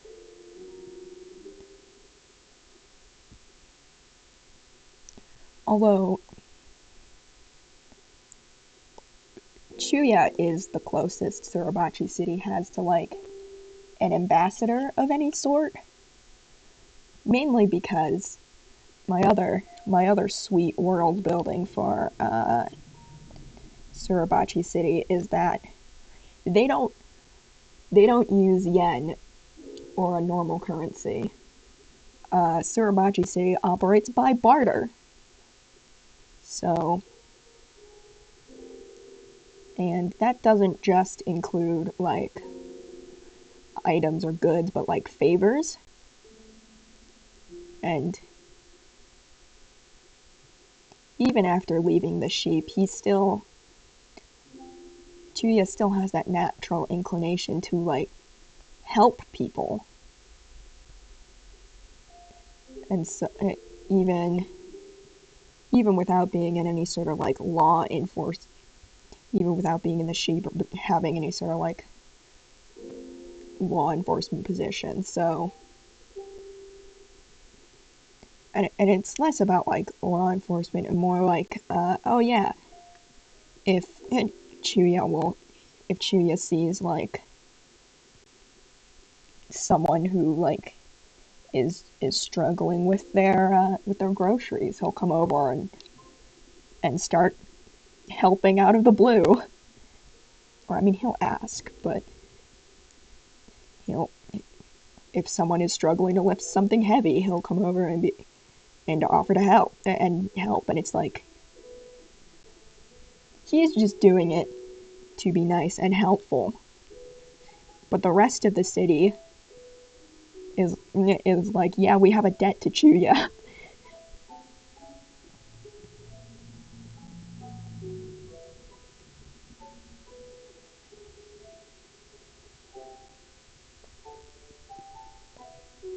So yeah, it's a fun dynamic, especially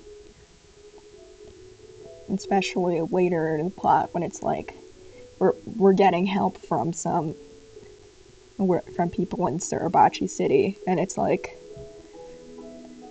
and every and it's like, well, we like, I mean, I'm on good terms the with members of with like the leader of the sheep, so that helps. And Frederick just is like, look, Chuya, you know that if you say you needed help, like everyone in the city would help, even if they didn't have like a debt or anything to Chuya, because like they like him.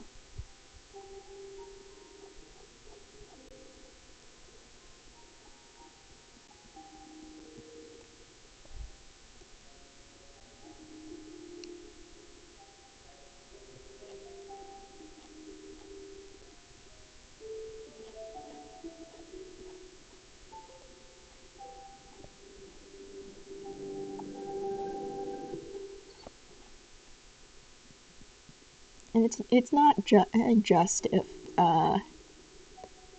Chuya asked for it, because it's pretty well known that Dazai and Chuya are a thing. If even Dazai asked for help from people in Suribachi City, they'd be like, yeah, okay, we'll come help, I guess.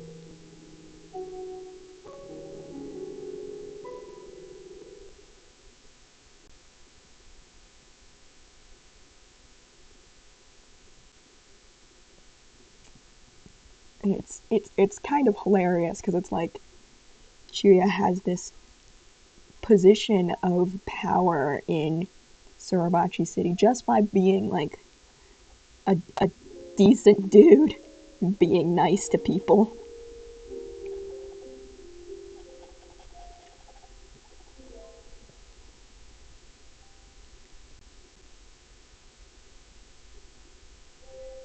Does the hat need to be bigger?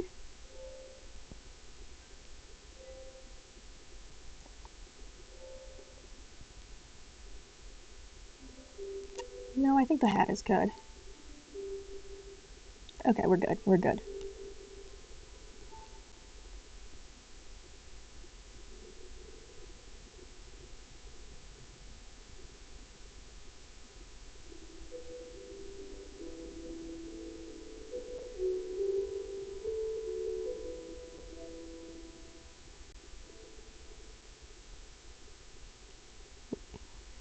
He asked him to get. Uh, Probably not. Like if Dazai asks for something that would conflict with that would conflict Chuya's with Chuya's wishes and well-being, they will. Because it's like they're more loyal. I wouldn't say loyal, but like they like Dazai plenty enough, but like Dazai dying would make Chuya sad, so that would be a no from them.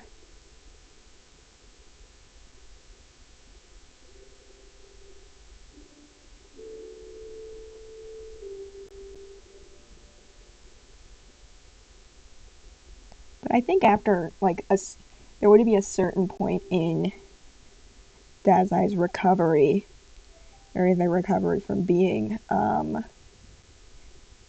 Port Mafia, when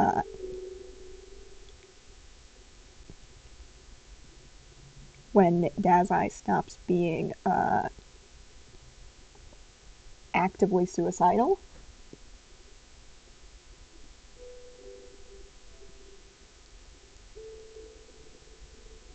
Which is definitely good for Chuya's blood pressure.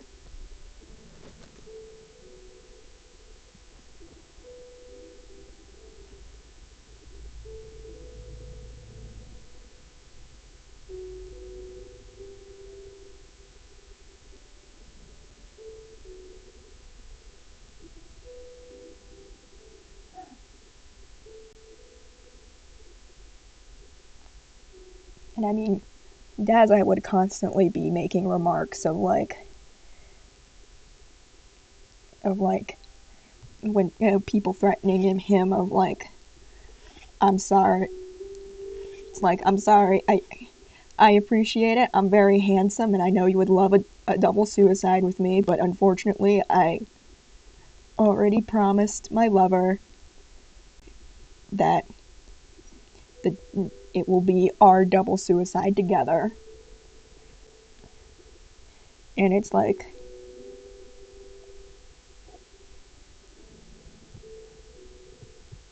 it's Dazai's like elaborate and emotionally constipated way of basically saying he'll live for Chuya.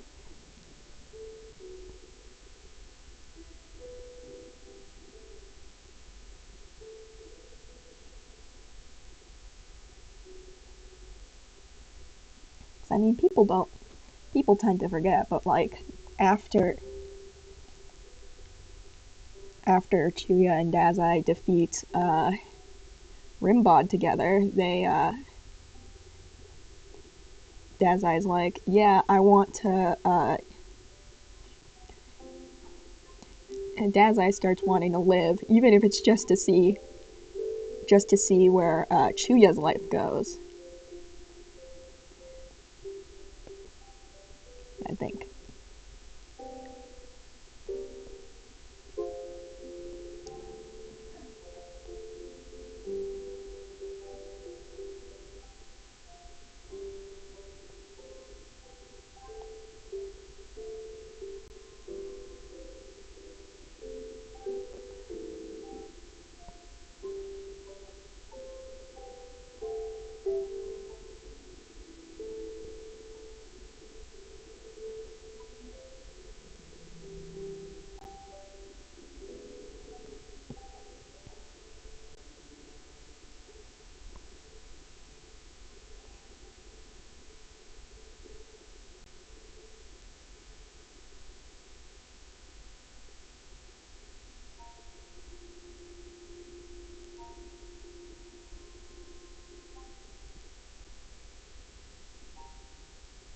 But yes, Chuya and Dazai are both pretty important members of Suribachi City.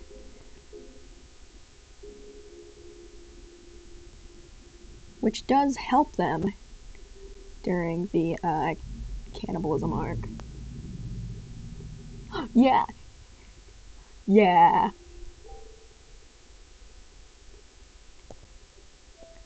Like,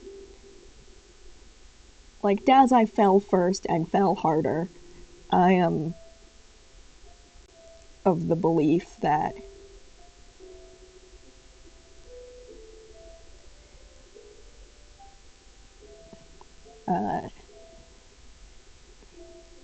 because he was also constantly Dazai was constantly being like, I think I love you, and it was always Chuya being like, shut up. We got work to do.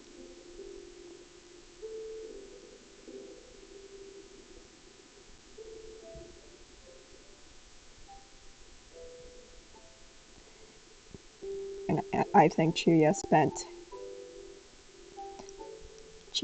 most of that relationship in denial. Absolute denial. Like it'd be like, yes, I'm check checking up on Dazai and making sure he hasn't died and cooking for him and regularly going over to his shipping container. But it's not because I like care about him or anything. It's because as his partner, I need to make sure he isn't dead.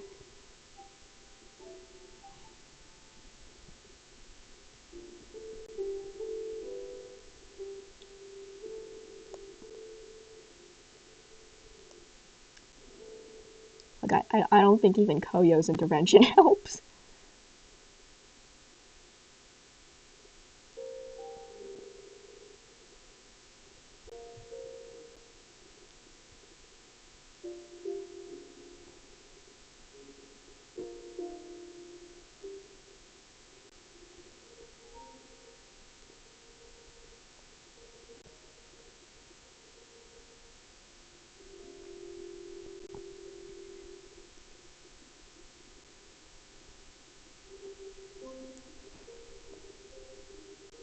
But yeah, the relationship is complicated and pretty much impossible to understand from any viewpoint other than theirs.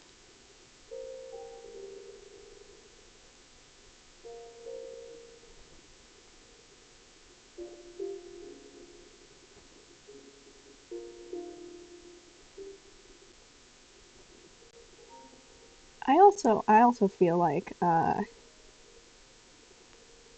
Chuya wouldn't necessarily get jealous of Dazai being hit on or anything like that, because I feel like he trusts Dazai.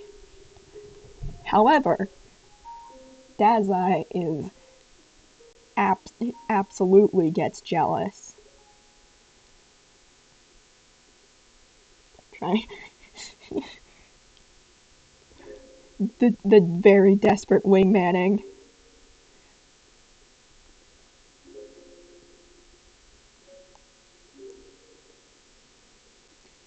I mean, there's got to have been money on the line, right? Like, when will they find the betting pool of like when will the two idiots finally get together?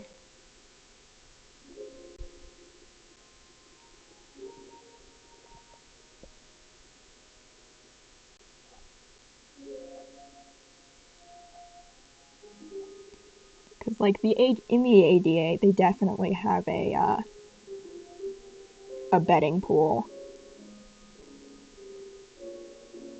of like, and let's be clear, Dazai and Chuya have been dating since before they joined the ADA. However, they don't know that, and so they think these dumb idiots are flirting with each other and not actually getting together. And of course, because it's them, instead of just coming out and being like, yeah, we're dating, sorry to spoil it, they decide to keep the ruse going as long as possible. And to see who actually figures it out.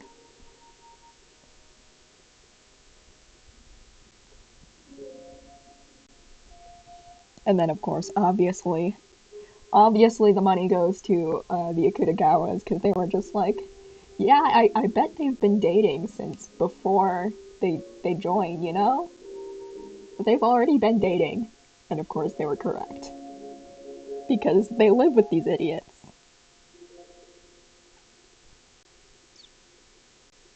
And by the time the ADA realizes, hey, maybe we shouldn't have let them bet, it's too late and they've won.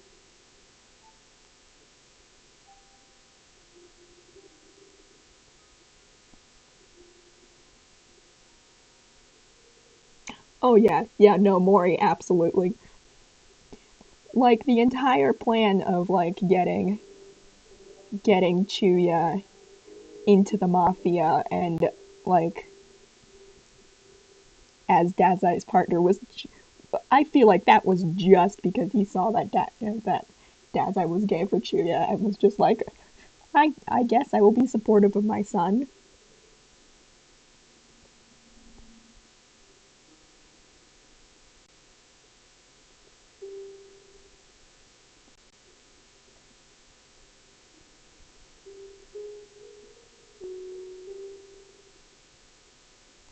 Like, that's absolutely what happened.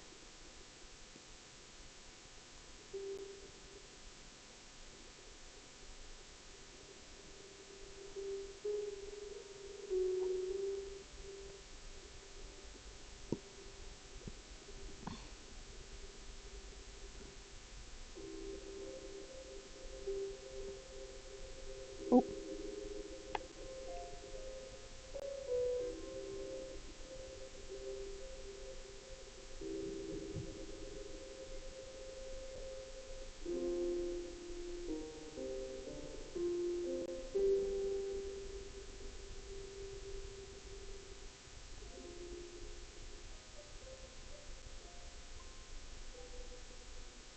yeah, there are so many betting pools in the ADA about Dazai and Juya as a couple, mainly to deal with the two's to cope with the two's constant PDA. Like I feel like after getting together, they'd be annoying about it.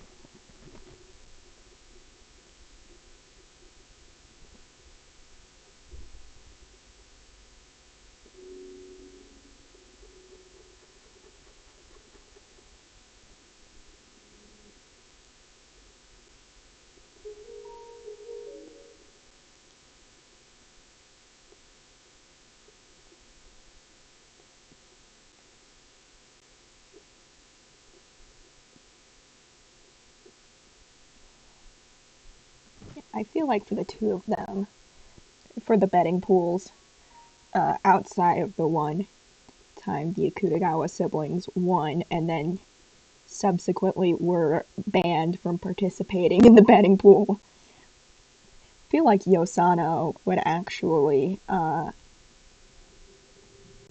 win a lot of those.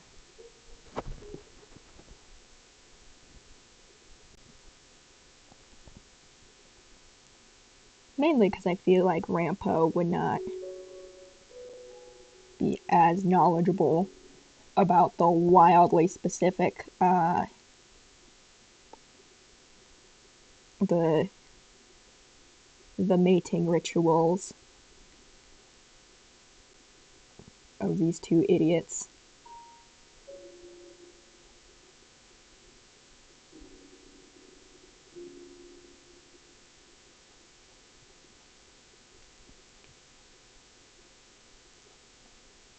And also because I don't think Rampo strikes me as someone who doesn't really have any interest in relationships. Like he has some knowledge just to help him for like cases, but I don't think he cares enough. So he loses a lot of the Sokoku betting pools.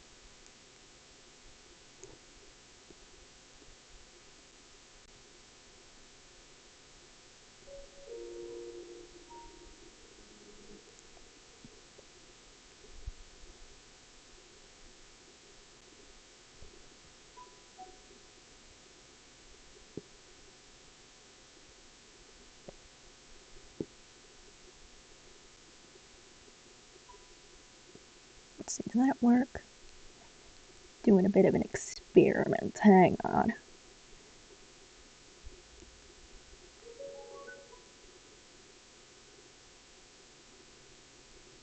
Let's do.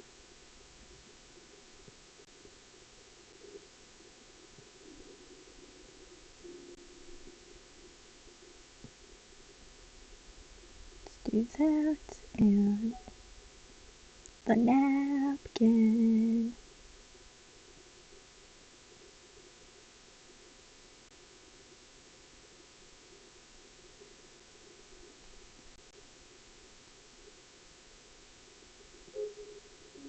Okay, this might work.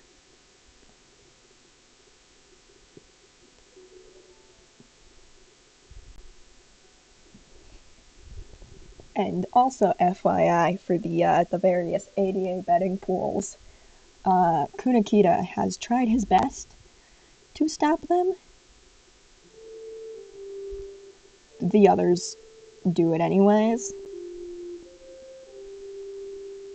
Especially the secretaries fight especially hard to keep the betting pools going, because it's like, look, you detectives all get to go out and do fun cases and like go out and do cases. We have to sit here and do paperwork.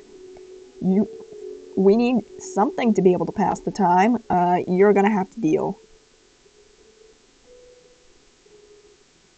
And then after a while, Kunikita just gave up. It's like he was like, this hill is not worth dying on. That's why.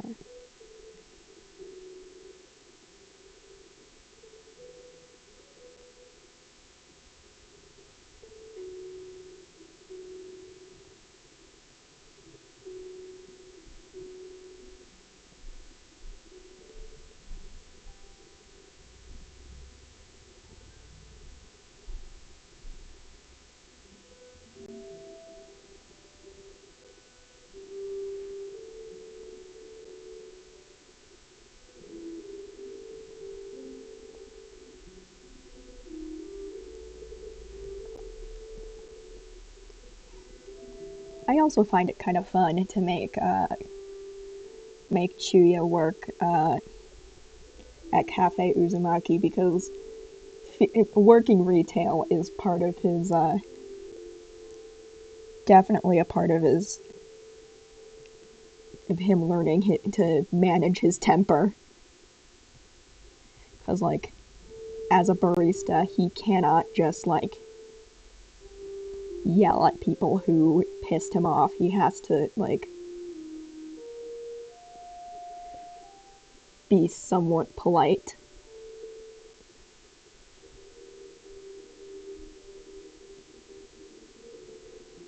And he'll get questioned later from the younger recruits of like, oh, how is it that you're able to manage talking to annoying suspects or clients so well? And he's just like, the the words of innocent children who've never had to work retail.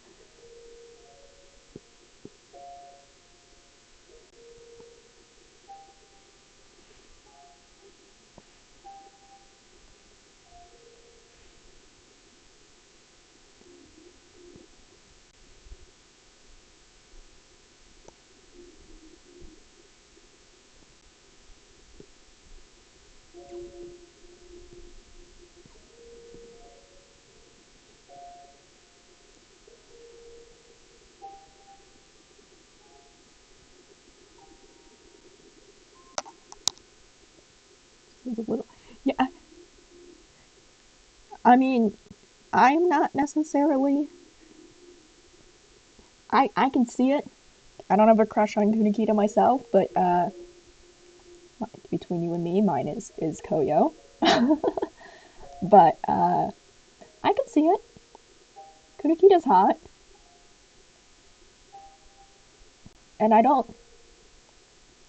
Well, Dazai is definitely not like actively hitting on Kunikita. I feel, or anything like that. Like Dazai can appreciate how hot his coworkers are. And I feel like that's something that comes out in a. Okay. Okay, so here's my idea. They are a drunk. It's very early. on in Chuya and Daza and the kids' employment at the ADA. And so Yosano's just like, all right, we're all gonna go drinking tonight for bonding. Um, Kunakita is naturally not the biggest fan of this, and obviously the kids don't come along either. But uh, the others drag Kunakita out drinking anyways, and Rampo, because none of them really have a good sense of restraint. Uh, they all kind of get drunk.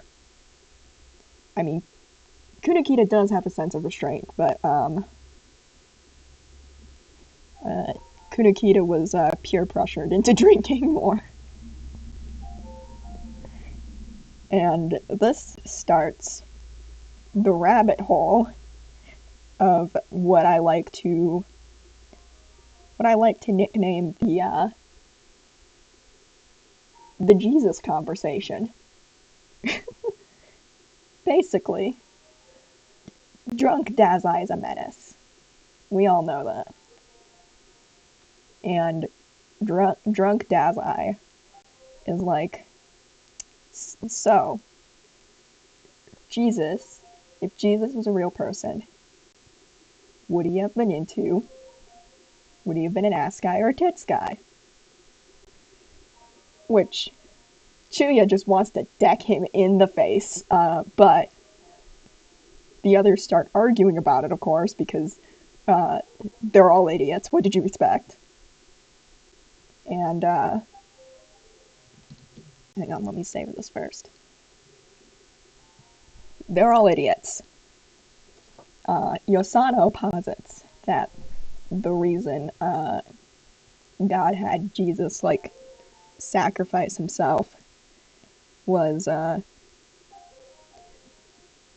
because he didn't want, or because Jesus was gay. And Daza is just like, alright, cool.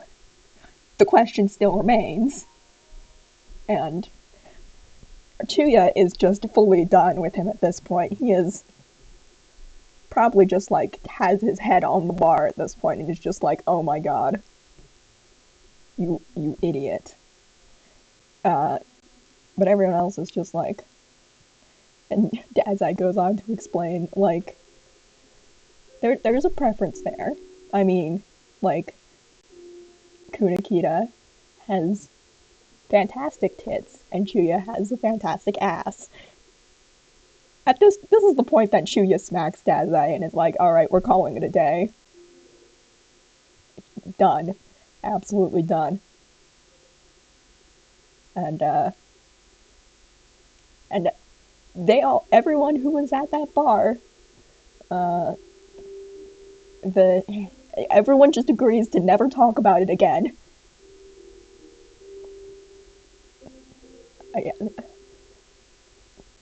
You put a bunch of drunk idiots in a room together, and they are all going to be menaces.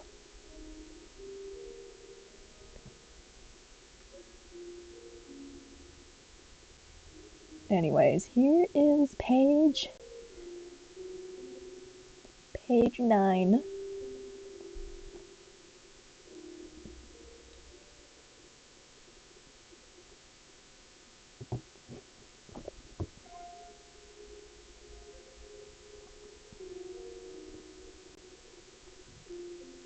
And Dazai is just like, look, I am very devoted to my boyfriend, or to my husband. I can acknowledge that other people are hot, alright?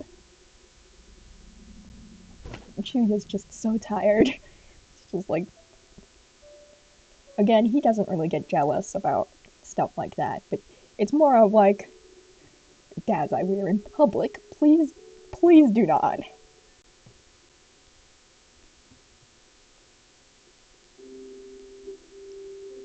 because I feel like Chuya gets flustered easily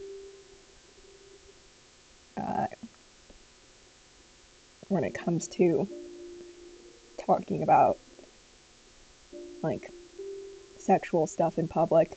Meanwhile, Dad's Eye is just like cool. Dad's Eye is shameless, but then you get the tender romantic moves will fluster Dad's Eye, while Chuya is very smooth and is the one usually doing the sweet romantic gestures. It's a balance.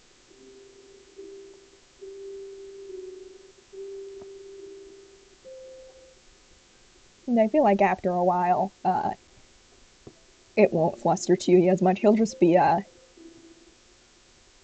in. He will have just been inundated with Dad's Eye's nest for long enough that it stops being an issue for him.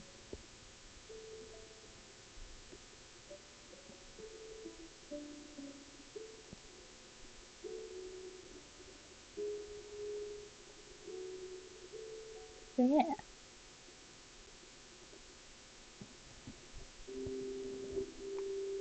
Right, let me open up.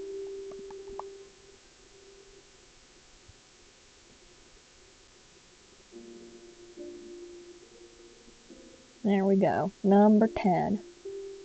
Oh, did I forget to? Oh, I forgot to do the little faces. Do I?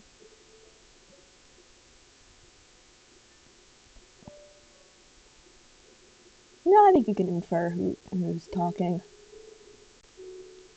Also gonna be a little bit lazy. It's fine. It's fine.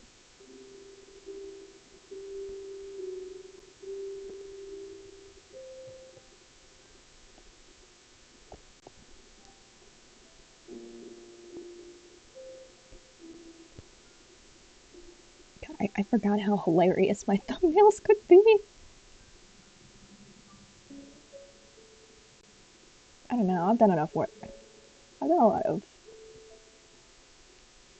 Hmm. I kind of want to switch over. I know it's not Friday and Friday's tomorrow, but I kind of want to switch over and play games instead. What do you think? Art or do I follow my dreams?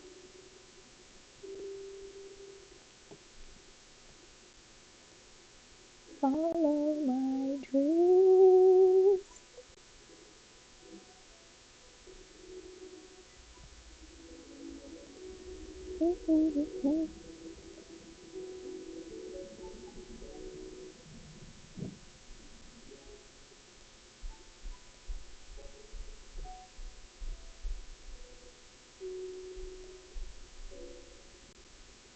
Take a little time, stretch out my neck,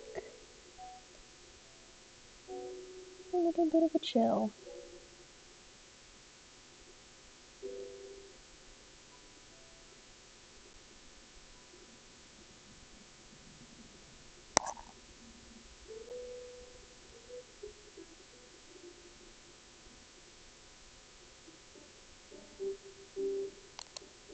Follow my dreams. All right, yeah, we're gonna play games.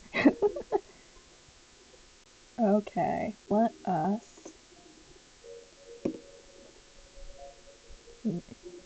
let's open up Arena. Gonna play because this is the game I have. I mean, I could play other games, but like, I'm a nerd. I will fully admit that I am a nerd. All right, let's see. Are you capturing? Are you capturing? Come on, come on, come on. Are you not gonna open magic? Magic the Gathering.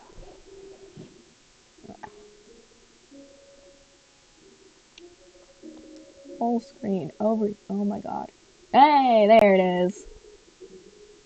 I'm gonna leave the chat there. I think everything else is set up. Alright. Uh, let's play...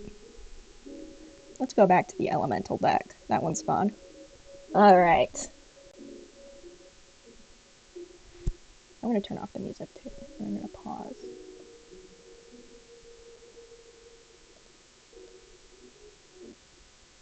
Alright, let's do this.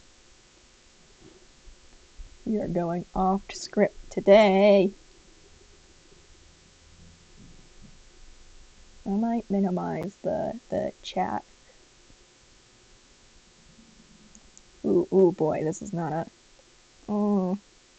this is not a hand I should keep. Here,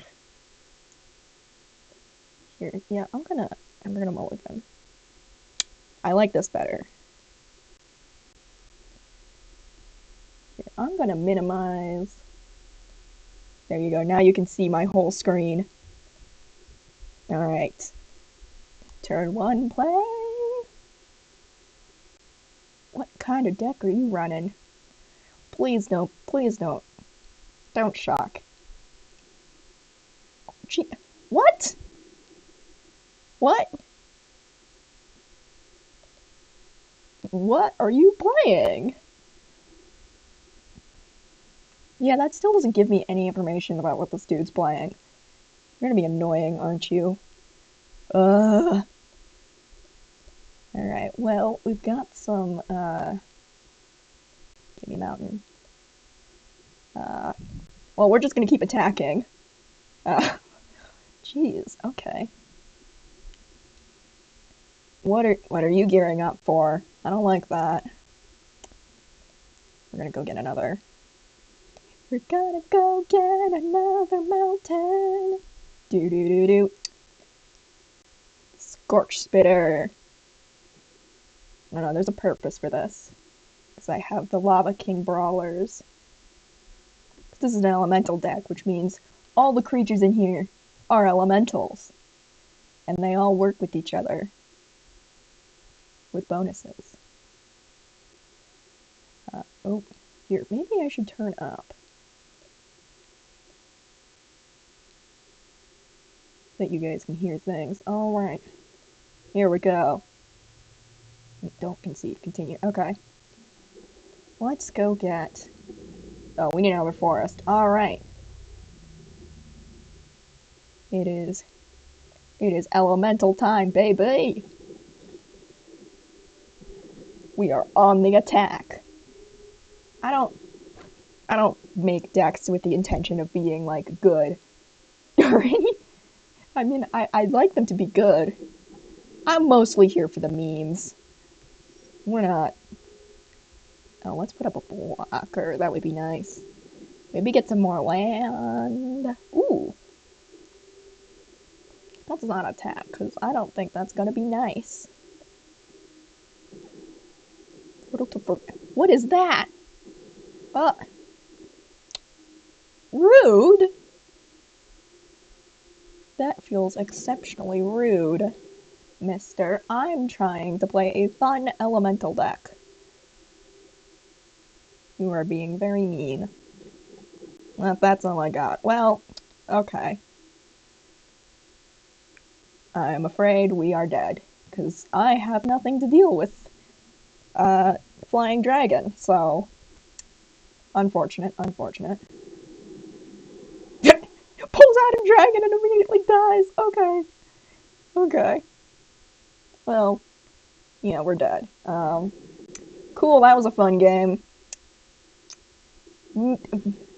Maybe I shouldn't have pulled out the elemental deck. Maybe I should have pulled out a deck that was, like, actually good. Oops. Oopsie daisy.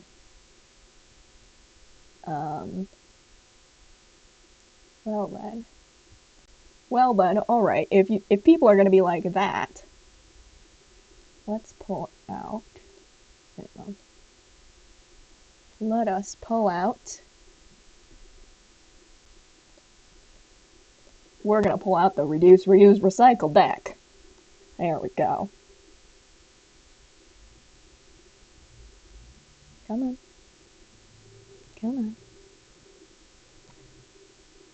So yeah, you get a taste into what we're gonna be doing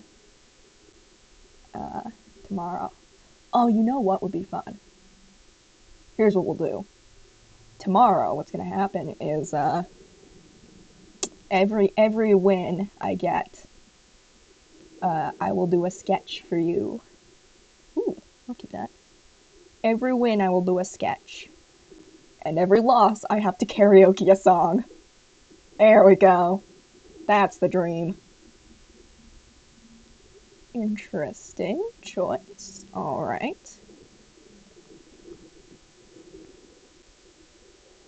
Interesting.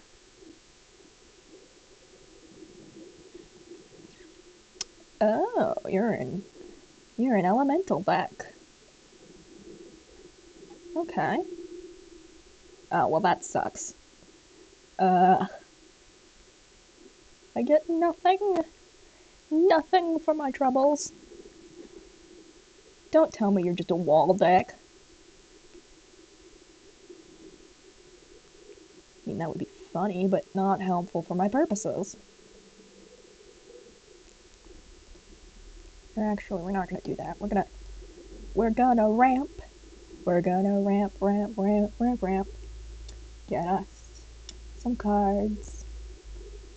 More specifically, a land. Oh, you left yourself wide open. Thank you. I will attack. Get a green mountain. No, that's a forest. Forests are green. I'm good at this. Oh. Oh. Oh, it is an artifact deck. Okay. I see the green. Copy. Picking another cloud. Okay. Cool, then. Leave yourself wide open again. Cool for me, bro. I am, again, gonna mill. That was not helpful. I'm gonna hit you for 2. There we go. That being said, if all artifacts cost 2 less, that's a little unfortunate. Ah. I don't think that was the correct move in this situation, but okay, you do you. Oh yeah, these are all free now. See, that was the problem. Okay. We're gonna keep you and bin everything else. Okay, here's what we're gonna do. I don't like getting this for free. We're gonna mill.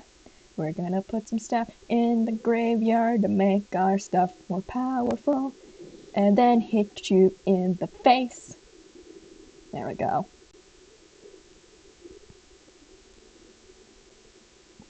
Alright. Helm of the... Oh, that's nasty. Oh, no. That's nasty. I don't like that.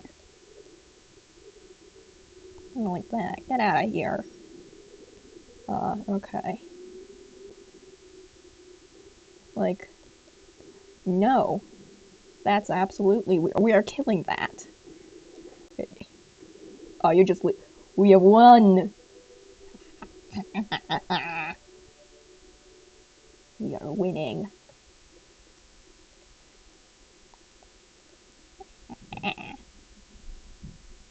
Yeah, get your Helm of the Host out of here. Alright. Okay. What? Are we good? I turned off some stuff. Are you good? Obs? Obs, are you good? It looks like we're good. Okay, I'm gonna play more arena. That's what we're gonna do.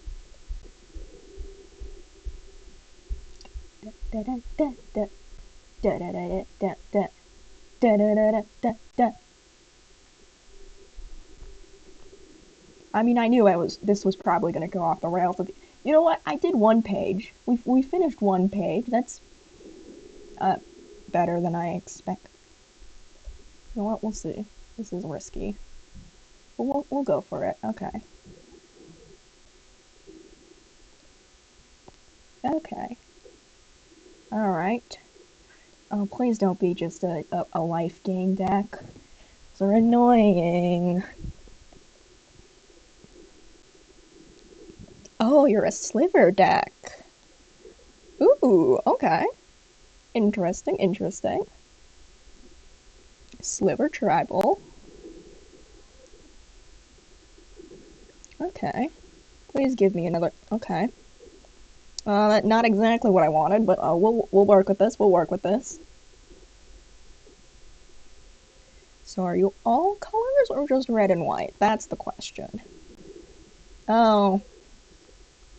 That's not as fun. Okay. Well, here we go. Let's hope they don't have one of the slivers that gives them first strike, 'cause then I'm probably gonna die. Oh. And I jinxed myself. And I jinxed to myself. What a wonderful world. Yeah, I'm dead. Okay, well, that was fun. That was a fun game. Yeah, I was like, what if they have the sliver that gives them first strike? Has two of them. Alright, I see how it is. No, we're gonna get another W here. We're gonna get another win. Come on. Or I can switch to the tree deck. The Great Burnham Woods! Has to be said like that every time. Every time. Alright. Here we go. Here we go again. I'm not liking this hand. I don't like this one either. Oh, and okay. And they left. Alright. Have fun, buddy. You know what? Yes, we will switch the stupid tree deck. It's actually pretty good. I quite like it. I quite like my little tree deck. I hope I'm not, like, speaking Greek and you kind of understand what's going on. Oh,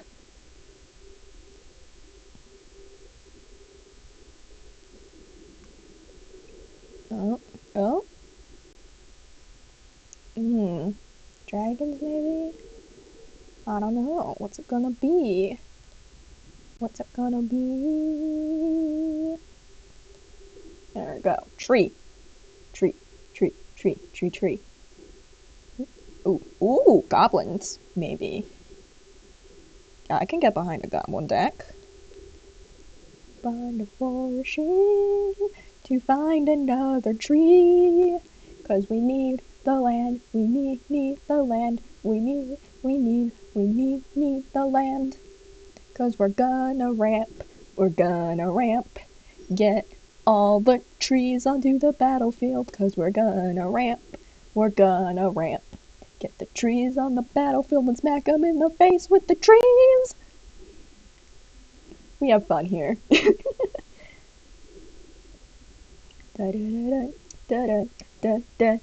Oh, what do you do? Oh, I don't like you, but we will deal with you later. But for now, Nessa!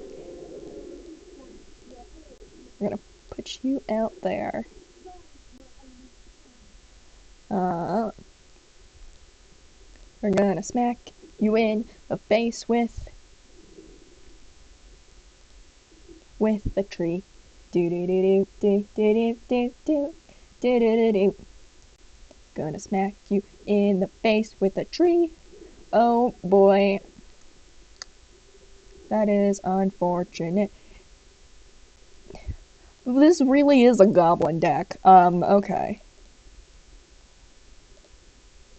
Get that shit out of here. Alright, well.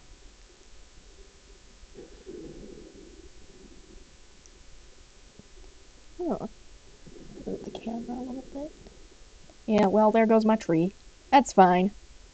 As long as Nissa stays alive, that's what I care about. Alright, well. Do I just rip... No, I don't. I have a tree!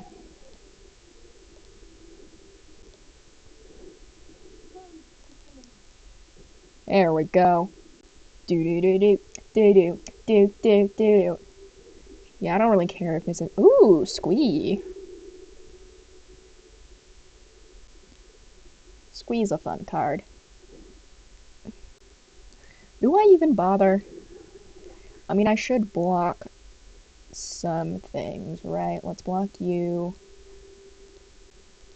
you, and you. Look, man, I don't know what you want from me. I don't want you making more goblins. You're not making more goblins. Okay, let us Rabid bite.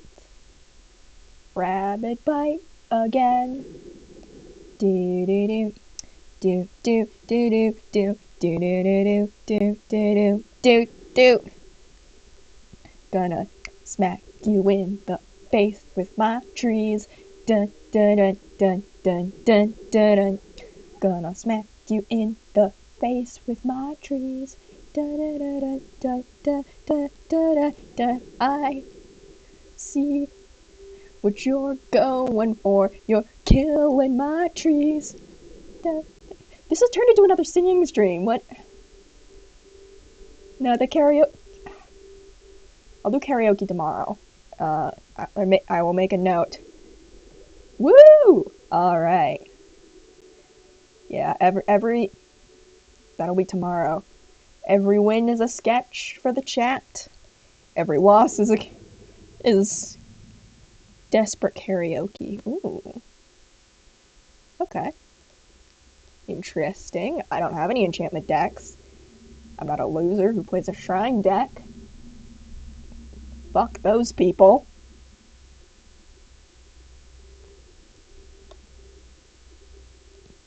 How you doing, Alice? You doing good? You doing good, Alice? I hope you're doing good. Oh no. Oh no. Jace player. No. You're gonna be annoying, aren't you? Ugh. Ugh. Ugh. Do do do do. Are you just gonna wait? Yep, you're doing good. Alright, that's good.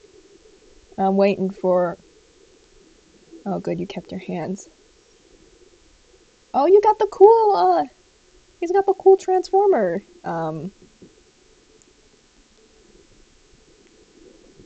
You know what I mean, the transformer sleeves.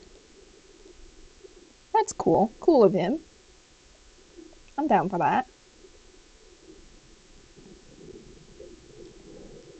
Oh boy. Okay.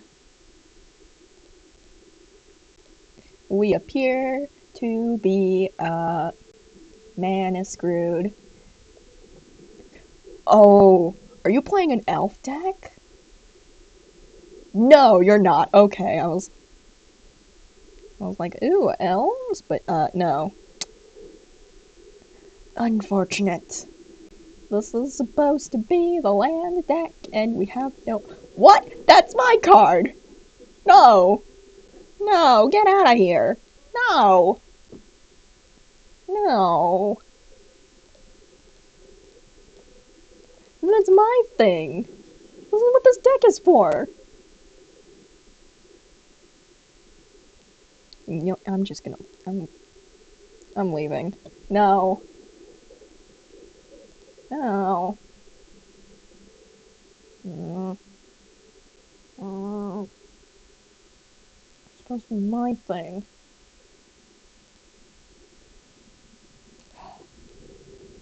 Ugh. Oh.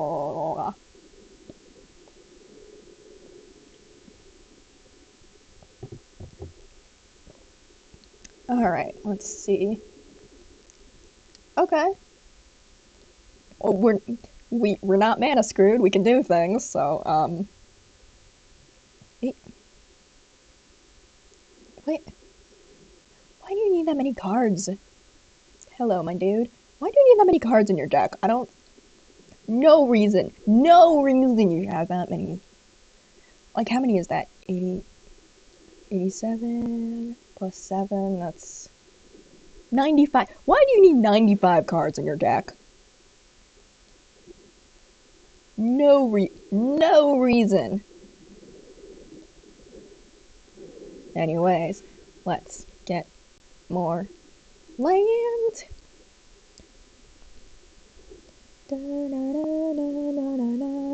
Oh. Oh no. Oh, that's gonna be bad. That's gonna be bad. So we're gonna look up. I'm sorry to do this, but no. That's gonna be bad. You don't need more life. Because if you gain more life, I'm gonna lose that life, and that's gonna be bad. Oh boy. Oh, that's also gonna get bad. Oh no. Okay. Well, he left himself wide open, so I'm gonna go smack. Smackety smack. Smackety smack, smack, smack. What? What? What? What? Oh, that's bad. That's real bad. What else? Okay, 7. First things first. Da da da. Da da da. Da da da. We're gonna go and smack you in the face. Ooh, we're close to killing him. If he doesn't pull out anything ridiculous, I might be able to kill him. Oh, I don't like that. No. No. Okay. Okay. Well, we might still be able to. No, we'll get him to 1. Okay. Okay. Hang on. Ooh. It's a part of my... Oh, but I don't want to... okay, hang on.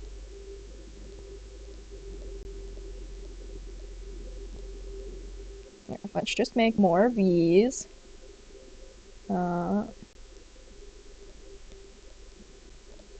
We gotta go for it, or else we're gonna die. And that would be bad. Okay. Okay. Okay, yeah, we're dead. Alright. Unfortunate, but we tried. We tried our best. Nope, nope. Nope. Okay, well. The woods have let me down. The woods have let me down. Oh. Okay, let's try. We got another few minutes. Let's go back to the elemental deck. I feel like it didn't get a ton to shine, so.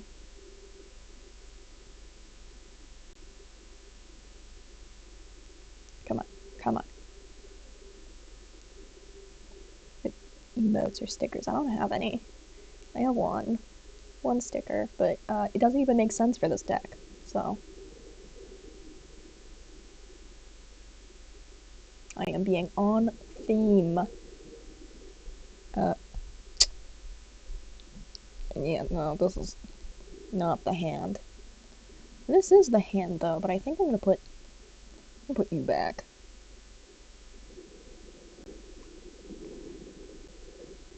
I will say hello.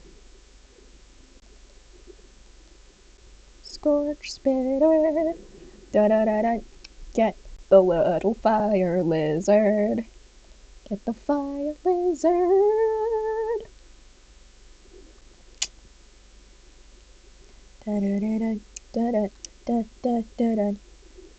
Put the healer of the glade out there. Get all the elementals. All the elementals. Get him. Get him, get him, get him, get him, get him. Yeah. Very curious about what this deck is supposed to do. I like their sleeves, though. Alright. Alright. Getting a combo piece out there. Wombo combo, wombo combo. 'Cause it's the combo that's letting us win. Okay, okay. Oh, oh, oh. We have enough life. We can afford it. Okay. So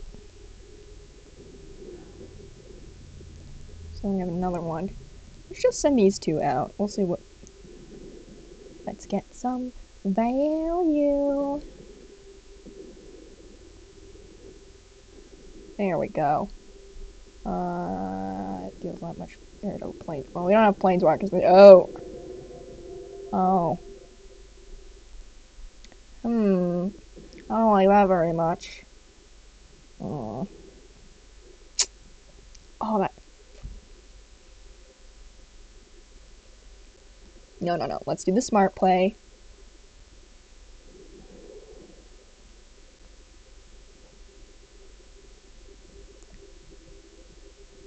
No attacks. Let's just wait here. Let's just wait back here, because, this deck is not designed with gods in mind. What the fuck am I supposed to do with this? Oh, god damn it. Okay. You know, we're gonna block by a creature with 2 or less. So we're gonna double block you, and we're gonna hope things work out. Oh. Okay, okay, okay, okay.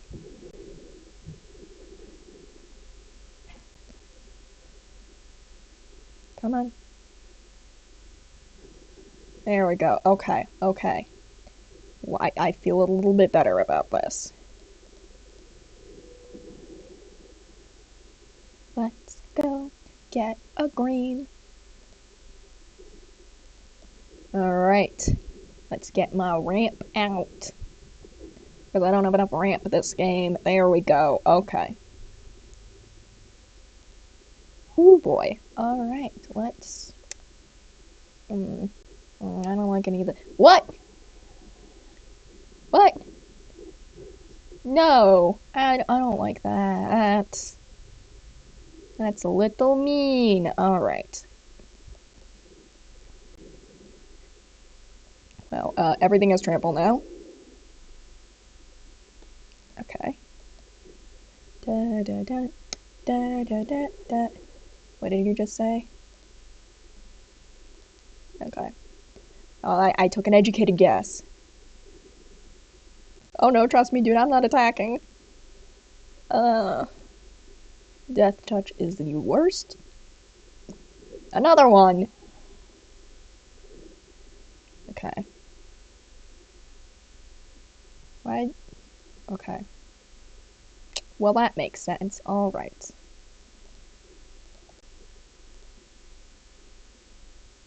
Don't give him. What did that do? Oh, okay. Well, that sucks. It's gonna come right back onto the battlefield.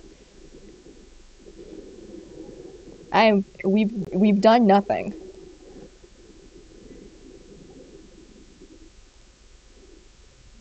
Okay. Let us hold down the fort. Because I don't think this is going very... Vraska! I don't like that. Vraska's a bit mean. You didn't give any of them Death Touch? We have a Vraska on the... Okay. A little confused, but, alright. To each their own, I guess. Okay, let's see. Alright. Alright. Give me something, give me something, give me something.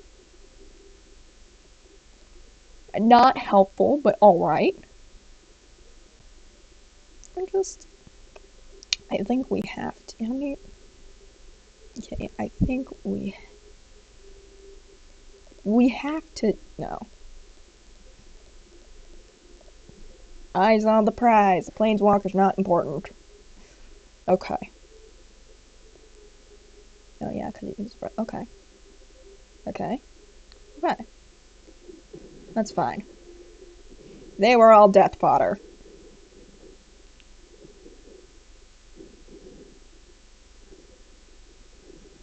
There we go. Alright, alright.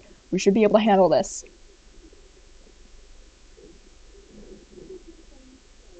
Deals damage. We don't have planeswalkers in this deck, so. Okay.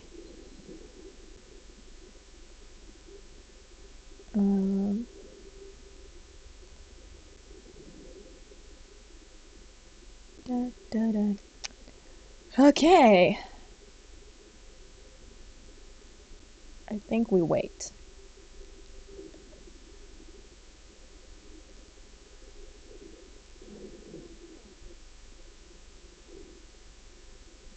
Are you gonna finally give them death touch? Alright, are you gonna come over?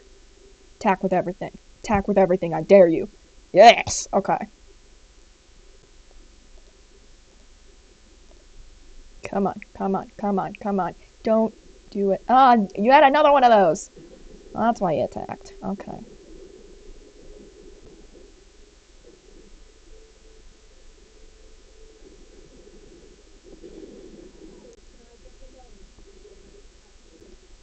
Okay. We're gonna take some risks. Take some risks.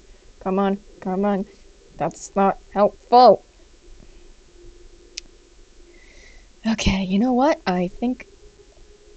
No, neither of them have trample, so it's not worth it. Let's wait. Let's wait. Let's wait. Let's see how it goes. How does it go again?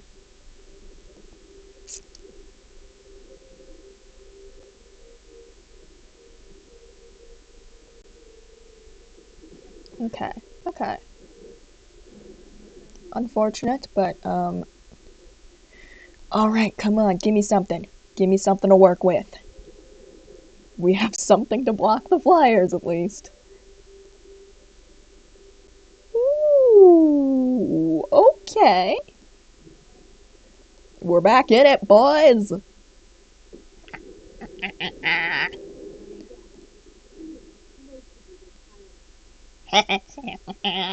Be gone! Be gone!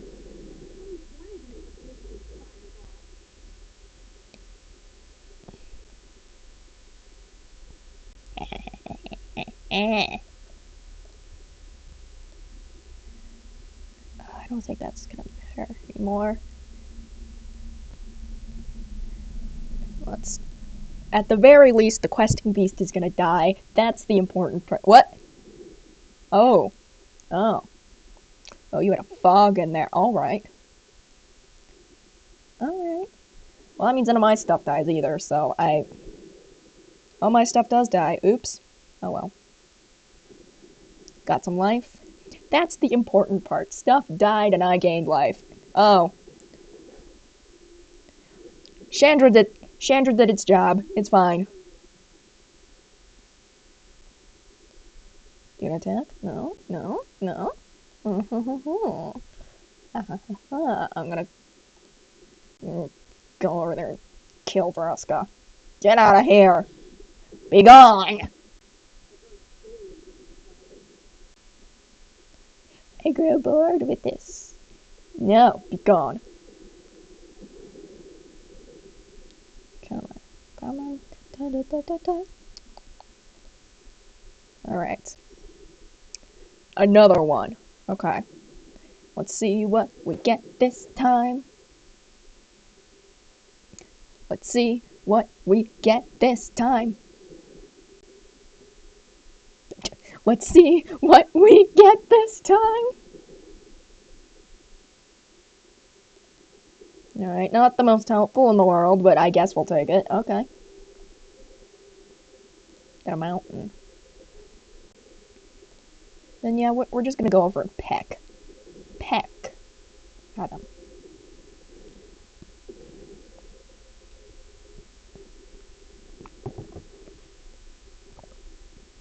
Let me guess, you're gonna go for... Yep. Menace and Death Touch. Gonna be able to kill it. I hope you know that. Ooh, excellent. There we go.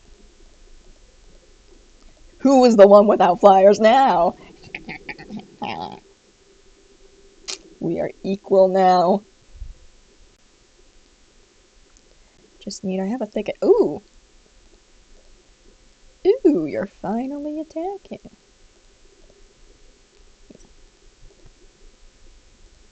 No, we'll let you go through. But you have to die. Get you out of here. Oh, do you have another? Come on. Come on. Whatever. That's not helpful either, but let's... Here's what we'll do. Ah! Ah! What? You got it. Yeah, I think you're dead either way. Yeah, we won! Well, I think I have sufficiently, demonstrated. Ooh, monies. Okay. Oh, it's 3 o'clock. Okay. Well, I will exit. We'll put that back on. Anyways, thank you for coming by. It went off the rails at the end there, but then again, these streams always kind of go off the rails. Um, thanks for dropping by. I was gonna say something. No obligation, but if you want to support me, I have an Etsy store with buttons. We're gonna be adding more stuff soon. I also, if you would like, I'm saying this to you, but it's like you already know the stuff, but feel obligated to say it anyways. But yeah, hope you had fun here. Goodbye. Bye bye.